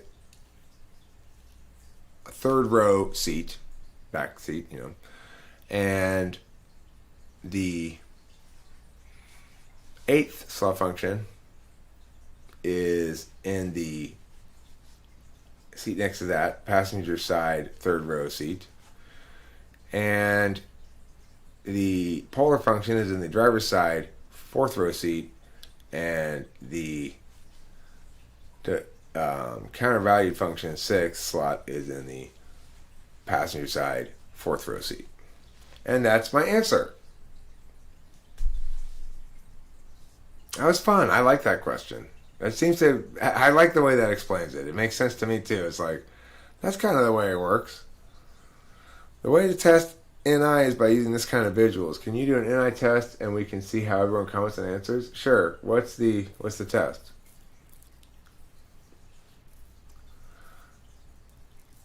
And it takes precedence over the ignoring function?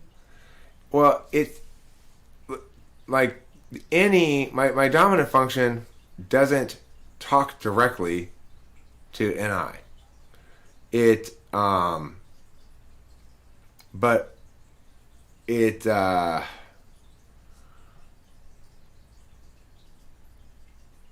least not normally. In certain circumstances, though. Okay, so look, there's a couple different aspects of NI. There's receive, like, distillations, but there's also recognize identities. So I can do that second one, which is easier. In other words, I can play 10 ideas on the guitar and recognize which one is good. But actual NI receives the good one first. It doesn't have to do it that way. So basically, NE generates shit, dumps it in SI's lap. SI goes, eh? NI goes, that one. And SI hands it back up to NE. It's like that. Or see, if you have NI, you get those things, directly. You don't have to dig through the pile to find the thing. You receive the thing. That's what it means to have a receive function, But I treat it as a recognize function instead. When I'm trying to make decisions with it of some sort, when I'm creating, when I'm enjoying watching something. Well, then I get a kind of metaphysical experiential NI that's the best thing ever. When you're listening to a song and it's just the NI that is just like punching you in the face with its awesomeness, and you get goose pimples all over. That's like that's transcendence, in my opinion. Is it proof of the metaphysical? I mean, it's transcendent to my normal experience, that's for sure. It feels like my experiential self reacting to something of import, But I don't mind wallowing around in these metaphors. It doesn't necessarily bother me to talk about functions metaphorically like this. It's just that I hear a lot of people who don't talk about them any way other than in metaphor. And that's a little frustrating if they're coming in, especially in disagreeing with me. It's frustrating. Life is something to be experienced. I would say, better definition is, life is that which you cannot stop experiencing.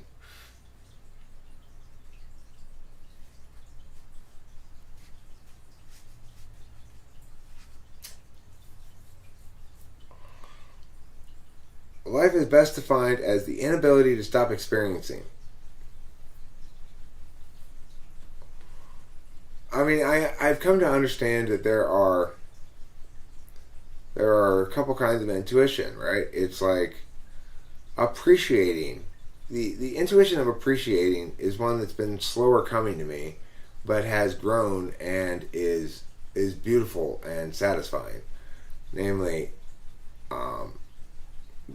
being an SI person and also an intuitive means I'm prone to being a hater.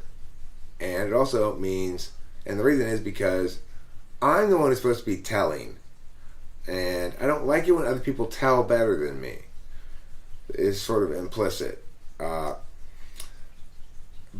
I have mostly excised those instincts from me, not because they're bad, not because I wanted to accomplish something really. It's just that it gets in the way of enjoying stuff, and I've come to see that enjoying stuff is so much more enjoyable than always trying to, instead of me against the world.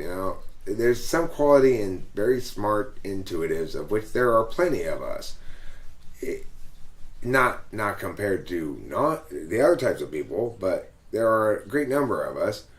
There's a quality that is almost unavoidable. One of frustration, one of feeling underappreciated or underutilized, one of feeling undervalued by, in terms of that, people aren't able to understand the benefit you could provide, and aren't willing to or aren't interested in exploiting your talent. There's for every NTP out there, for every probably NTJ as well, INTJ as well, although I don't know about that because they're FI types, but there's a sense that I'm special, and instead of being special, I'm a loser. It goes with it goes with being an NTP. And in some sense, we were first liberated when we acknowledge this to ourselves. Like,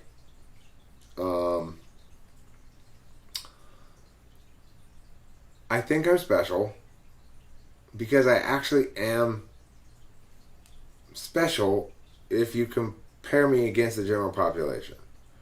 Unfortunately, there's a small amount of explicit desire or need for my kind of special as an expression of me.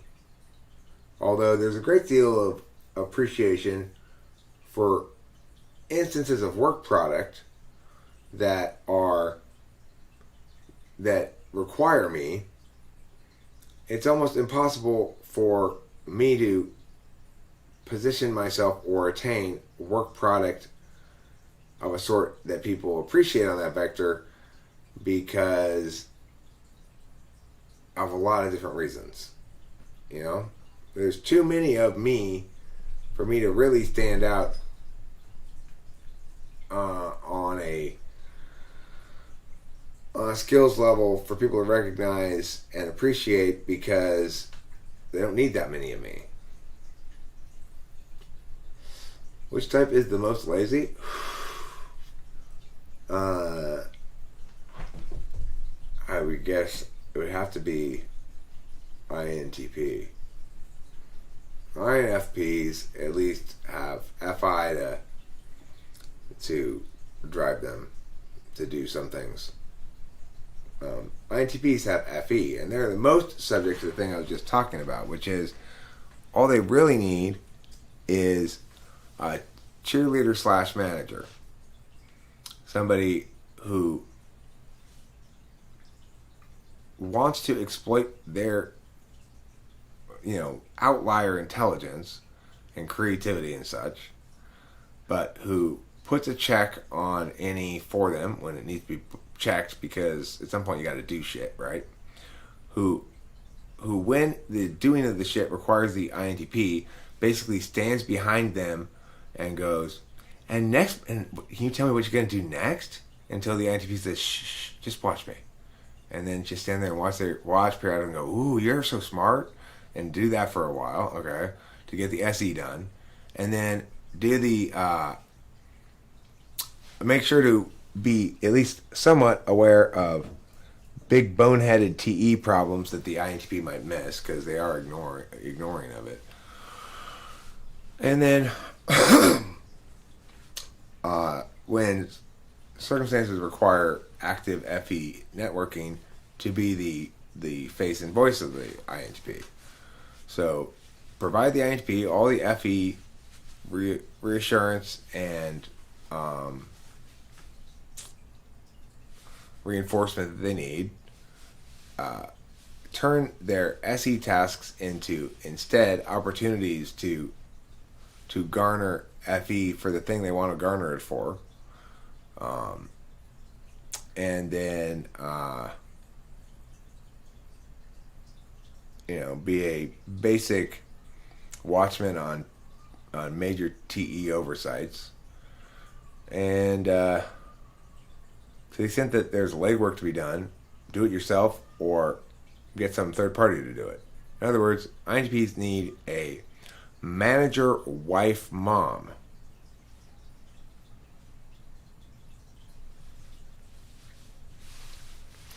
Manager, wife, mom, I'm hungry.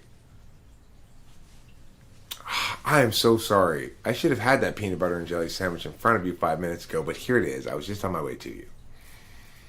Okay, never mind then. Sorry. Thank you. Thank you for bringing me food. Yes, the chips are coming. Yep, here's your iced tea. You get right down to work, mister. Right back to work explaining to that person on the internet why they're wrong. It was good. We had Farmer John Polish sausages, and we had, that's it, and a hot dog bun and ketchup and mustard. I would assume it's the same thing. It's an INTP female.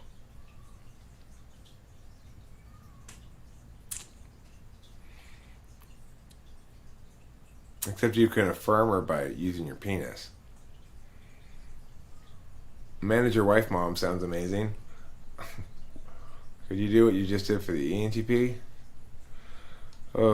So like we have a similar thing, but we have a lot more SE. Our SE is actually quite strong. So the thing is, we just need to find an SE thing that is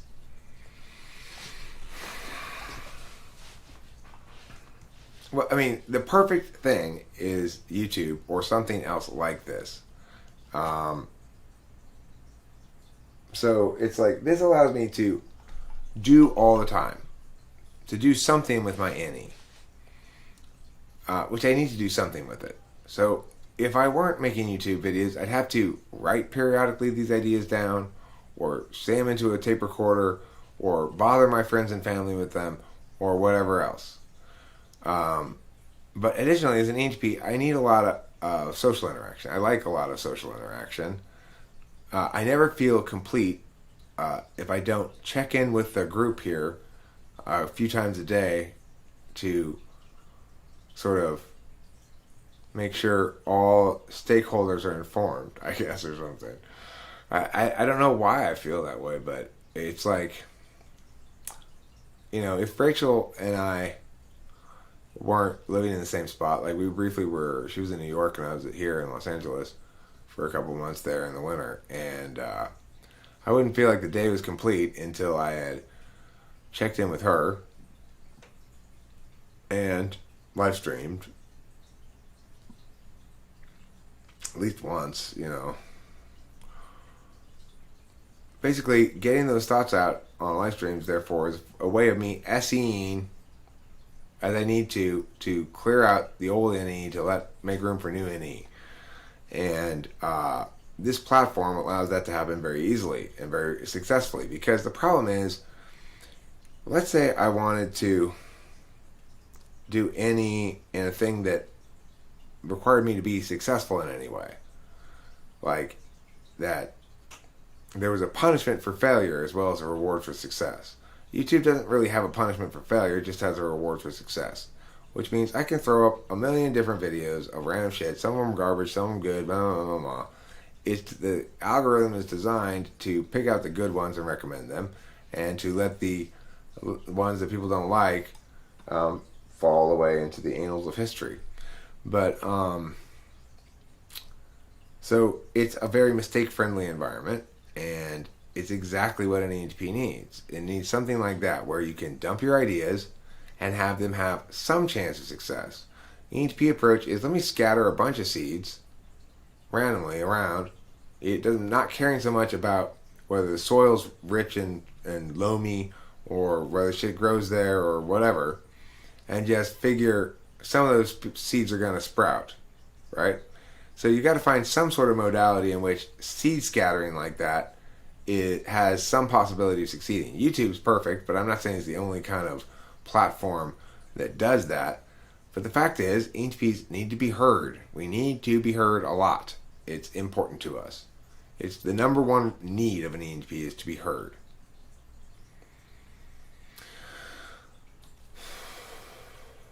Well, actually, the interesting thing is I'm actually a lot more quiet than I used to be, because I have been able to be heard so much on YouTube. When Rachel and I are chilling, a lot of times I'm not really talking, and there are stretches of time where I'm not really ideating either that much. During sleepy weeks and stuff, I might be thinking a lot about movies that we're watching and stuff like that, but I'm not doing I guess work on the big picture ideational thing that it has kind of ongoing. Oliver Lyman, I think he's either an ESTJ or an ENTP, as I've said in the past. And the reason he could be an ESTJ is he reminds me of my former assistant coach, Scott Wheeler, who's definitely an ESTJ, and who debated, and who learned a lot of those, learned a lot of techniques, and who also learned to emulate some NTP speaking styles when debating. So it's still possible he's an ESTJ. ESTJs can, if they debate, if he started debating in middle school or something, debated all through high school, by the end of that ESTJ is going to be badass. But he's not ESTP. I don't think so. I really don't think Ben Shapiro is an ESTP.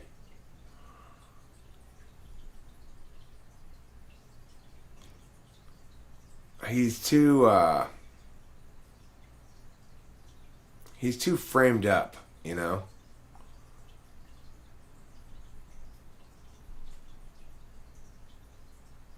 He's got this weird identifies himself as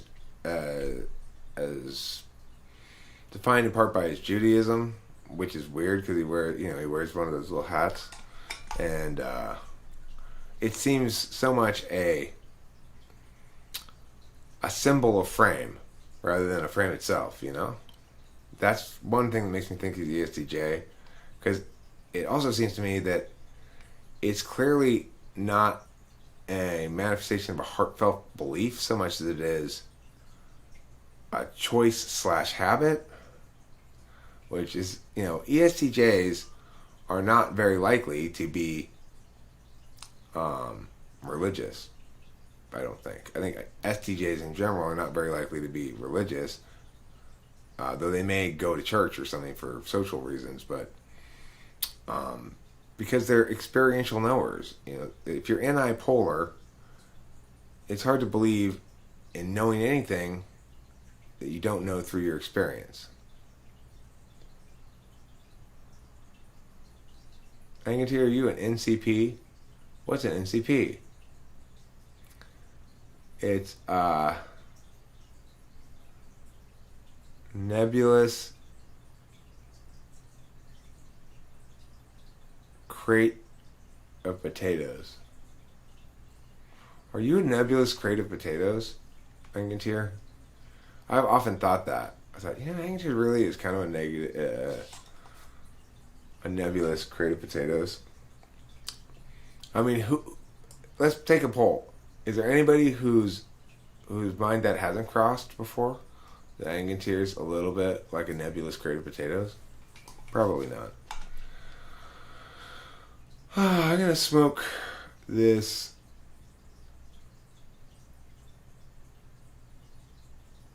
I'm gonna smoke this bong rip. But he could easily enough be an ENTP. It wouldn't surprise me if he is.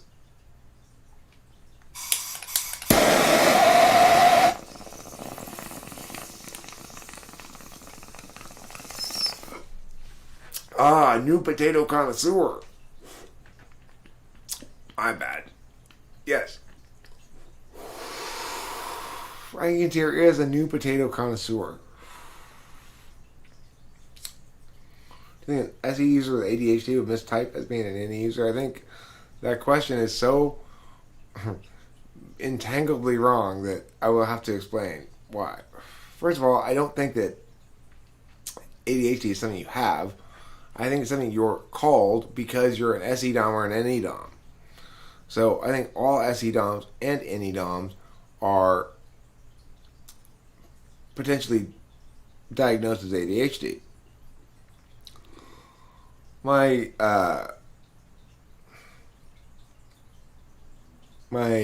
Philharmonic client's kid, they got him diagnosed ADHD and ridiculously got him extra time on his tests.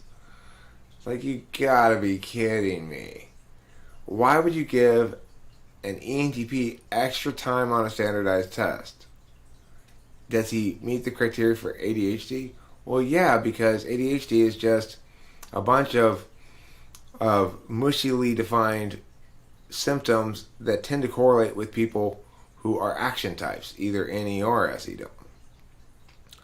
The real problem is not my attention, it's the world's lack of interest in this, If you can compel me to go to school and do a bunch of things I don't feel like doing, and I feel bored by, and I don't understand the point of, and if you deny a person the right to choose the life that they're living to the extent that they can, and to do what they want, then they're not going to be happy, and they're not going to behave. It's like the whole idea of ADHD is one of achievement, basically. You are low achieving according to our standards, so we're going to give you achievement drugs. Yes, amphetamines are performance enhancing drugs when it comes to doing stupid tasks that don't deserve to be done because your motivation is higher. It hides the soul crushing nature of the thing.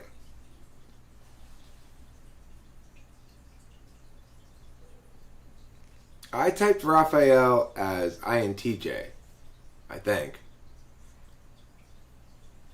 But if I didn't type him as... I don't know what I typed. I don't remember what I typed Raphael initially, but my typing of him now, having dealt with him quite a bit, is INTJ. I need them right now to do my stupid tasks, but it's true my soul is crying out.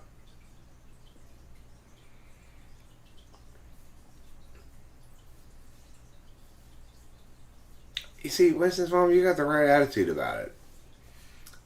I am not in favor of a worldview that says where parents say to their kids, it is more important that you be independent than happy. Or okay, Or that if you can't be independent, then if I take care of you, I'm coddling you in some way. I don't agree with that shit. I just don't find it to be true. It's like people have different roles in life. So it's like part of why I am able to do what I'm able to do all the time is that I'm able to live here at my dad's house rent free, and I gotta buy my own groceries and stuff, but it allows me to not have to work very much. So I'm working more now, and that's good. But if I weren't enabled by my dad to live here and not have to pay rent, I would have to get a full-time job. And I wouldn't be able to do this as much. And I certainly wouldn't be as happy. Now, the thing is, I get it that most people aren't empowered to choose this kind of semi-retirement lifestyle because they don't necessarily have some other party in their life who's set up to do this. Like, if I weren't here, it would just be my dad in this whole house. So what's the point? It's about pooling resources. It's silly in this day and age not to help each other out if you can tolerate each other. Right. And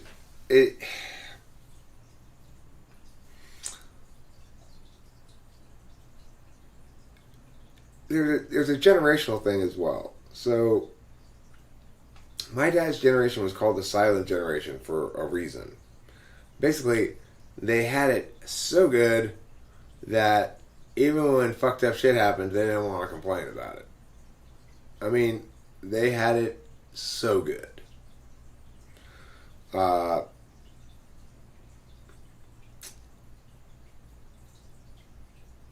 My dad was saying that when he was in Europe in the 60s, that combined, he and my mom made $1,600 a month, I think he said, which is a lot for back then, and that the franc and the mark were at like 4-1. So it was like the dollar was so strong at the time that it was like, for them, their $1,600 a month they were getting was like the equivalent of making,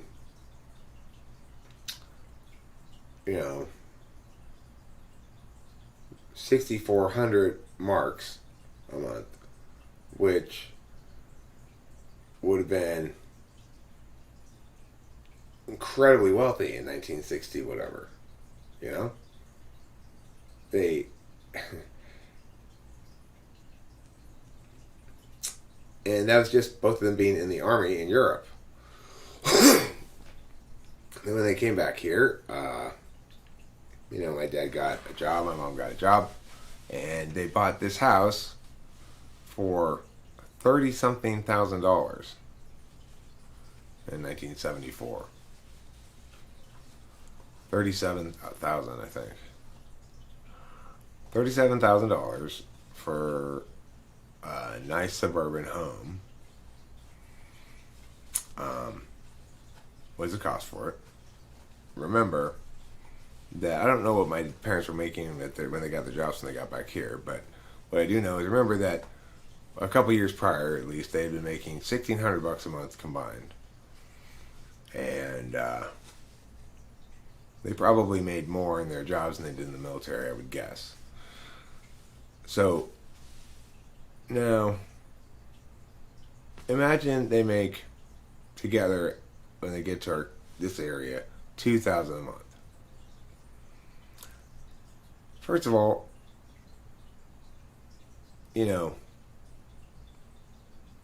let's say that two starting education professionals now would bring home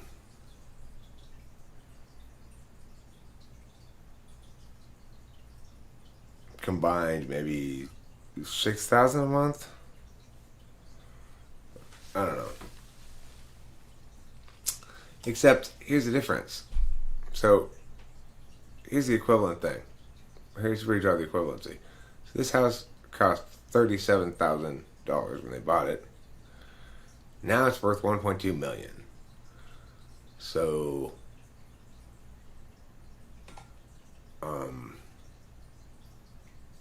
yes, current incomes are probably 3 times as much in terms of raw dollars as they were back then, but in terms of spending power, it's way less. Way less.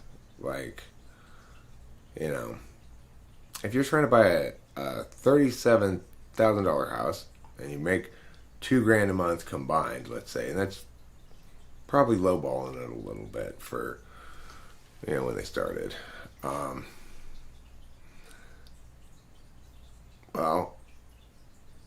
And they probably have, that gives them some cushion, right? Everything's pretty cheap. So they go, we're going to put $500 a month to the house, $400 of which will pay it off and $100 towards the interest. And then, in 10 months, we'll put $5,000 towards it. In 20 months, we'll put $10,000 towards it. And then hopefully, we'll be able to make a big payment. Maybe we'll have saved up, I think they ended up actually getting a loan from my grandma to pay it off. So then they just paid my grandma back. So basically they paid like $7,000 for the house. They didn't have a note on it, and then after that, they're living rent free. Except for after they pay it off, they're living rent free, except for the property taxes. Now the crazy thing is, thank God for Prop 13, because we pay here like about $2,000 something in property taxes or something like that. It seems like it's a little less than 10%. Maybe call it 8%, even call it 5%. Let's just be super generous, call it 5%. If we were to pay 5% on the value of the house at $1.2 million, then the property taxes alone would be outrageous. I mean, it would be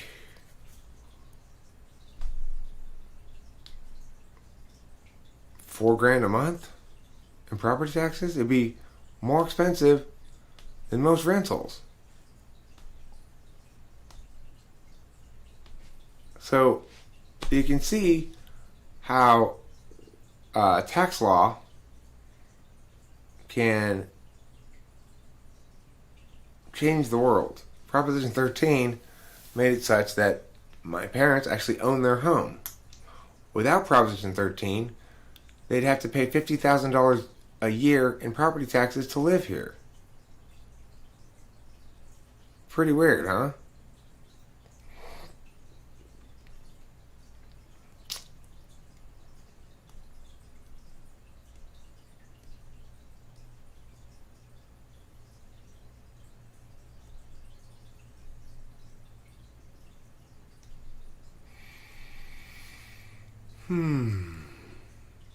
So,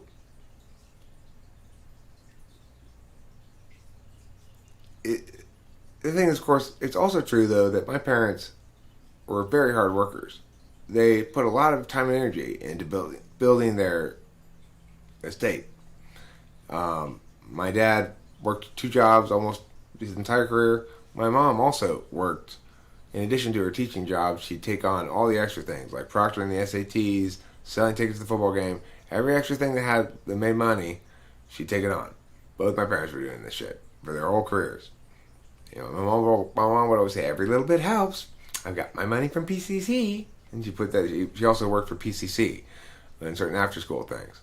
So they were always maximizing their incomes, investing.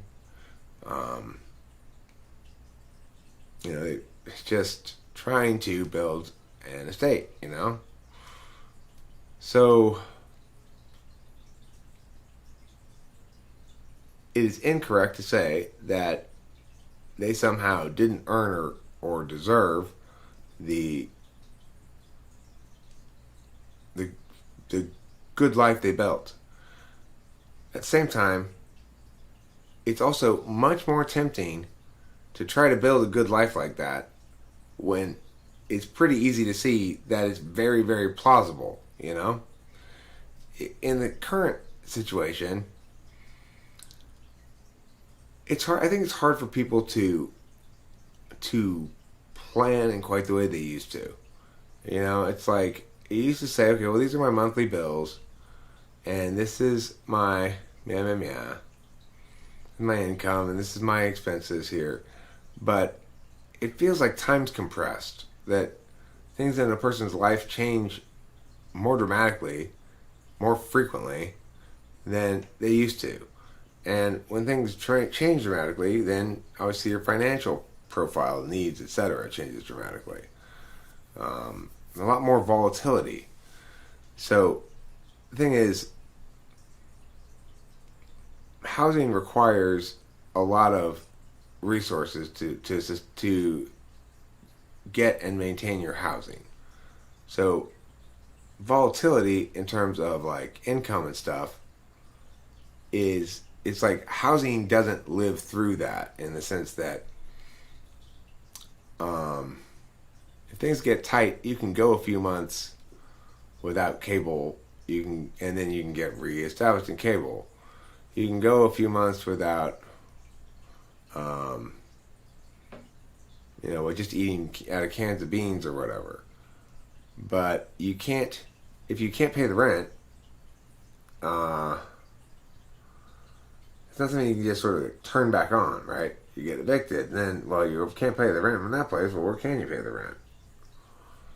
So people end up necessarily having moments where they're like, hey, I need a place while I save a little bit of money or something, because Judy was paying for half of the rent and I can't afford it by myself, and I got to figure out what I'm going to do, and we broke up. Right? It's just, and now both Judy and Bob, who both were just paying half the rent, can't afford this place anymore, and they got to split, and they both got to go back to their parents' house. So, would it be better if they stayed together? No. It's just how life is. If you're using a small portion of your money for housing, well, actually, that was the other thing about Europe, is it sounds as though my parents had to spend a very small amount of their total income on housing, like 1/8 or something, compared to people say now, 1/3 or a quarter.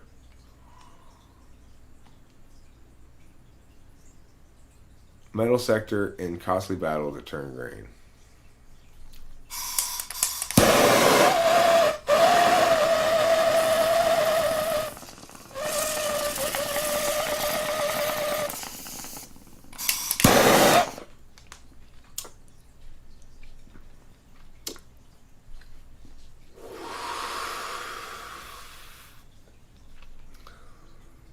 And whether it's justified or not, or whatever you might think,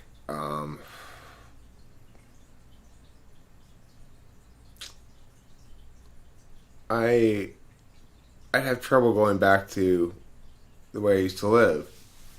Because I used to live like my parents lived, working, yeah, I'll take that extra gig, I'll grab that extra money, I used to live like that for years. Working 60-hour weeks at Kudos. Just working. But, there was a time period where I was working not so too much. Like, I was at Roubaix teaching. Delilah was going to school there at the same time, so I was a middle school classroom teacher, and Delilah was in my class and in middle school. And I did have extra work on the side on Kudos, but I wasn't the director of the place yet. It was still small. And but I didn't have so much extra work, and I could spend some time with my family, and it was almost like it was supposed to be, like everybody said, like, you're raising a family, and it kind of was like it was supposed to be. Candace was the director of a preschool that was very close to our house, and then which was nice. So, but then when Delilah got into middle school, Candace transferred, left that job, and got instead a job at Roubaix, doing the preschool program over there. And she worked there, I worked there, Delilah worked there. I mean, when she went to school there. I ran their debate team, so I had a lot of extracurricular shit I got to deal with, because Delilah also was on like the volleyball team and stuff, the middle school volleyball team. So we were involved in the school, and then I also had a little bit of my weekend work with Kudos, but it was nice. It was gratifying. I'm glad I had the experience, and I certainly don't regret at all that course of action. And at the same time,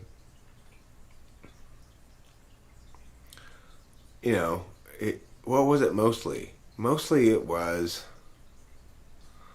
a lot of hustling around, a lot of being tired, a lot of logistics. We had a good, loving family, and that was the best time of it right there. But Delilah was the only thing keeping me and Candace together. So, wow, this is an interesting reflection.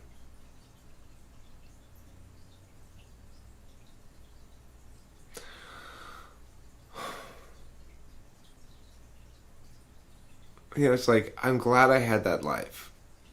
I'm glad I got to experience it. But I've never been happier than I am now, because I still have Delilah. Delilah's not gone. I still have her. She was the key to that whole thing anyway. In fact, I could still call Candace and talk to her if I wanted to, But Candace would totally take my call, and we'd have a nice conversation. I'm sure.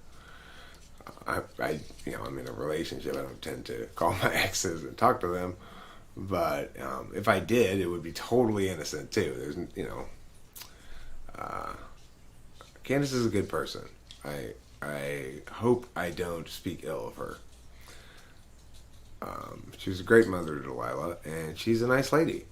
She's also anti-polar, so at some point, you just got to acknowledge, you and I are not meant to be together.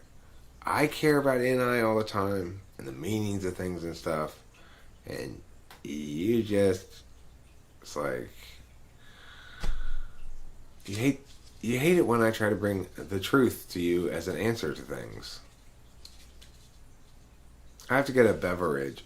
Thanks for the links to those things, Winston's mom. Oh, my sweet Delilah. What a good kid she is.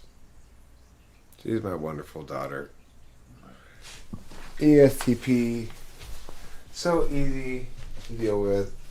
I never have to deal with, why haven't you called me, or anything like that. We're both always playing defense on that. Unnecessarily. We don't really have to with each other because we both recognize we don't have to. We trust in each other's bipolar, you know?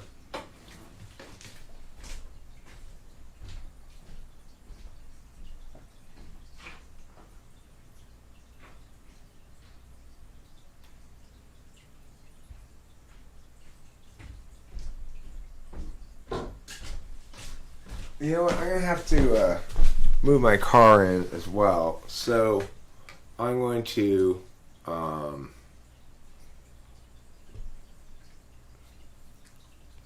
play a video in the background. Okay, I'll play that one. I have to listen to that song, yeah. Okay. Piao. Copy link address. Oh, am I getting a phone call?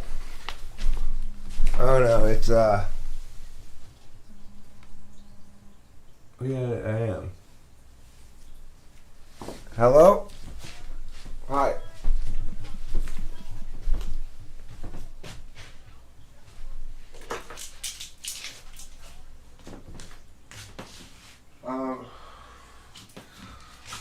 Well, how about at 9 o'clock?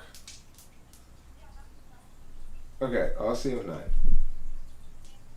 Alright, bye, thanks.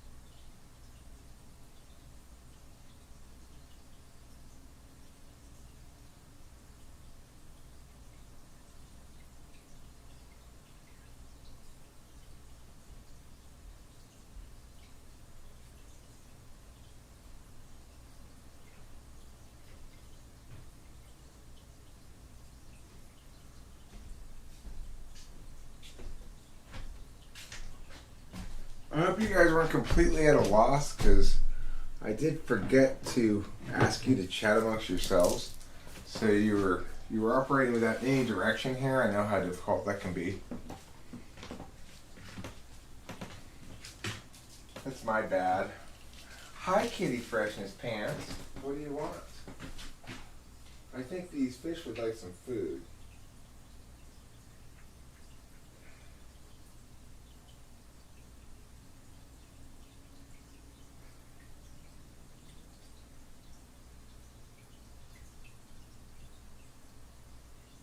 I've got so many guppies. How many guppies do you have, Eric? More guppies than your mom's face. Wow, that's a lot of guppies. Because my mom's face has like 100 guppies. How's that? Do you like the other kind better or what? I don't even know what you're waiting for. Do you want something, or are you just trying to make me pour food?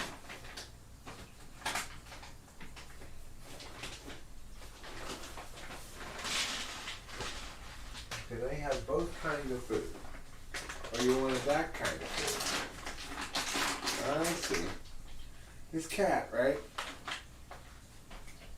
We have two kinds of food. And I put the first kind of food out, and she just didn't eat it at all. She waited. I put the other kind of food out, and ta-da! She started eating it immediately. But just yesterday, it was the other way around. I gave her the kind of food she's now eating, and she didn't want that one, and she wanted the other one. What's up with that, huh? Oh, you're a fickle whim, Pee-Pee. Yes, you're a kitty of fickle whim. Your fickle whim is astonishing me again.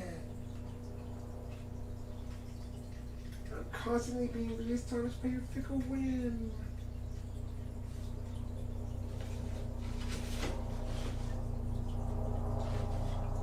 Oh, yeah, that's good urine. That reminds me of that one time I urined all over everything. It was a spectacular moment.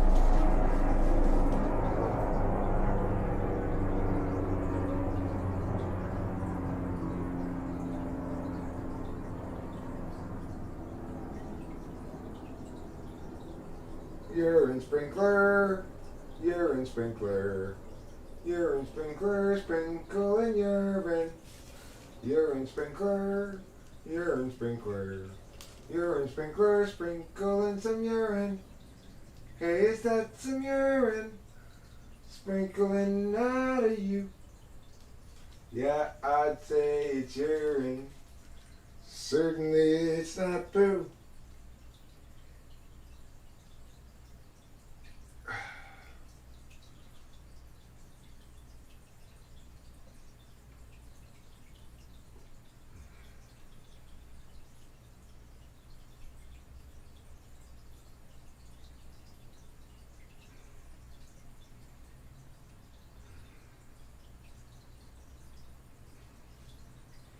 You know, they don't call me Conan the urine sprinkler for nothing.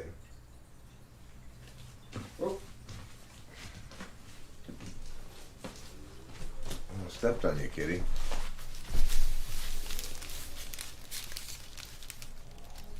Okay. I'm sure you've all been completely at a loss in my absence as to what to do with yourself.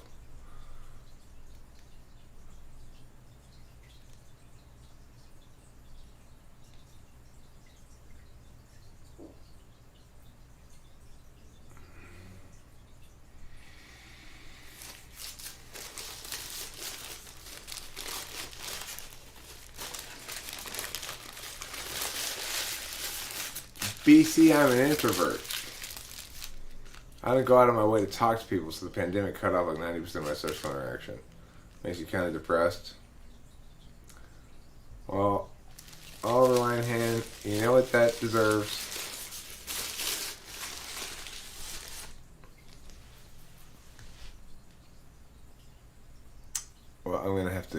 stream in a couple of minutes because I'm going to meet with my client at 9. I told his mom a second ago.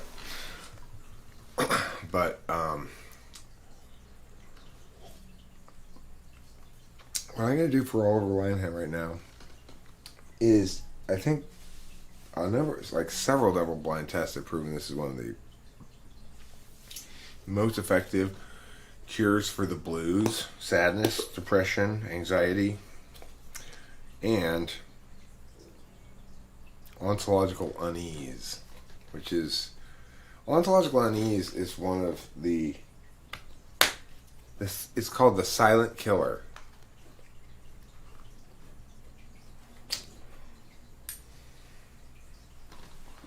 And that it kills you, but only the metaphysical you, silently, as your body lingers on there, drooping more and more into a sense of despair.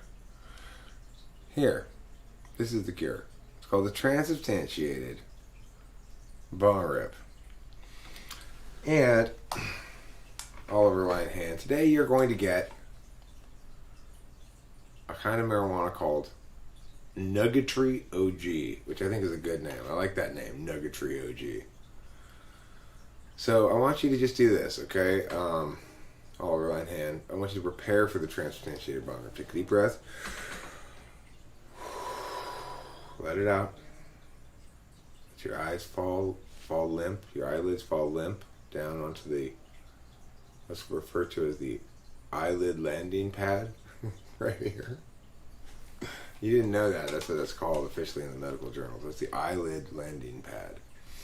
You know, let your eyes do that. Okay, just breathe normally, and you'll feel it when it's going to do the work, and you're going to feel it. Okay. I transubstantiated.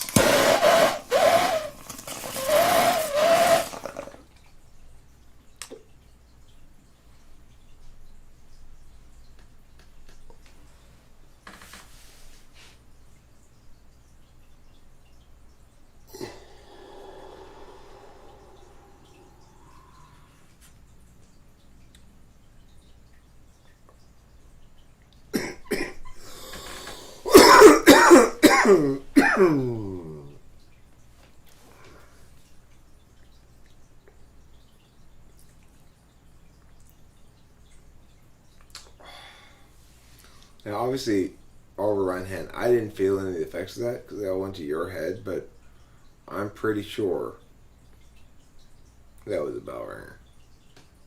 Pretty sure.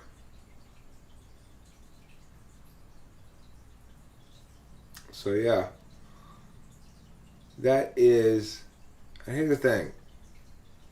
What the studies have shown is that the positive impacts of a fully transubstantiated bone rip can be are reported to last for days. You know, probably the next 3 days you're gonna feel unusually serene, or sometimes one side effects it kind of goes off kilter, and sometimes you feel, instead of feeling serene, you feel as though you were Celine Dion. So keep an eye out for either of those two symptoms, or impacts, or side effects, whatever you want to call them.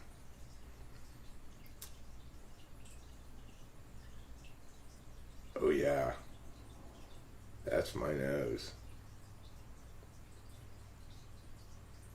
How many bongers does it take to transubstantiate one ISFP? Good question. I'm not sure you can transubstantiate an ISFP. They may be non-transubstantiatable. It's possible.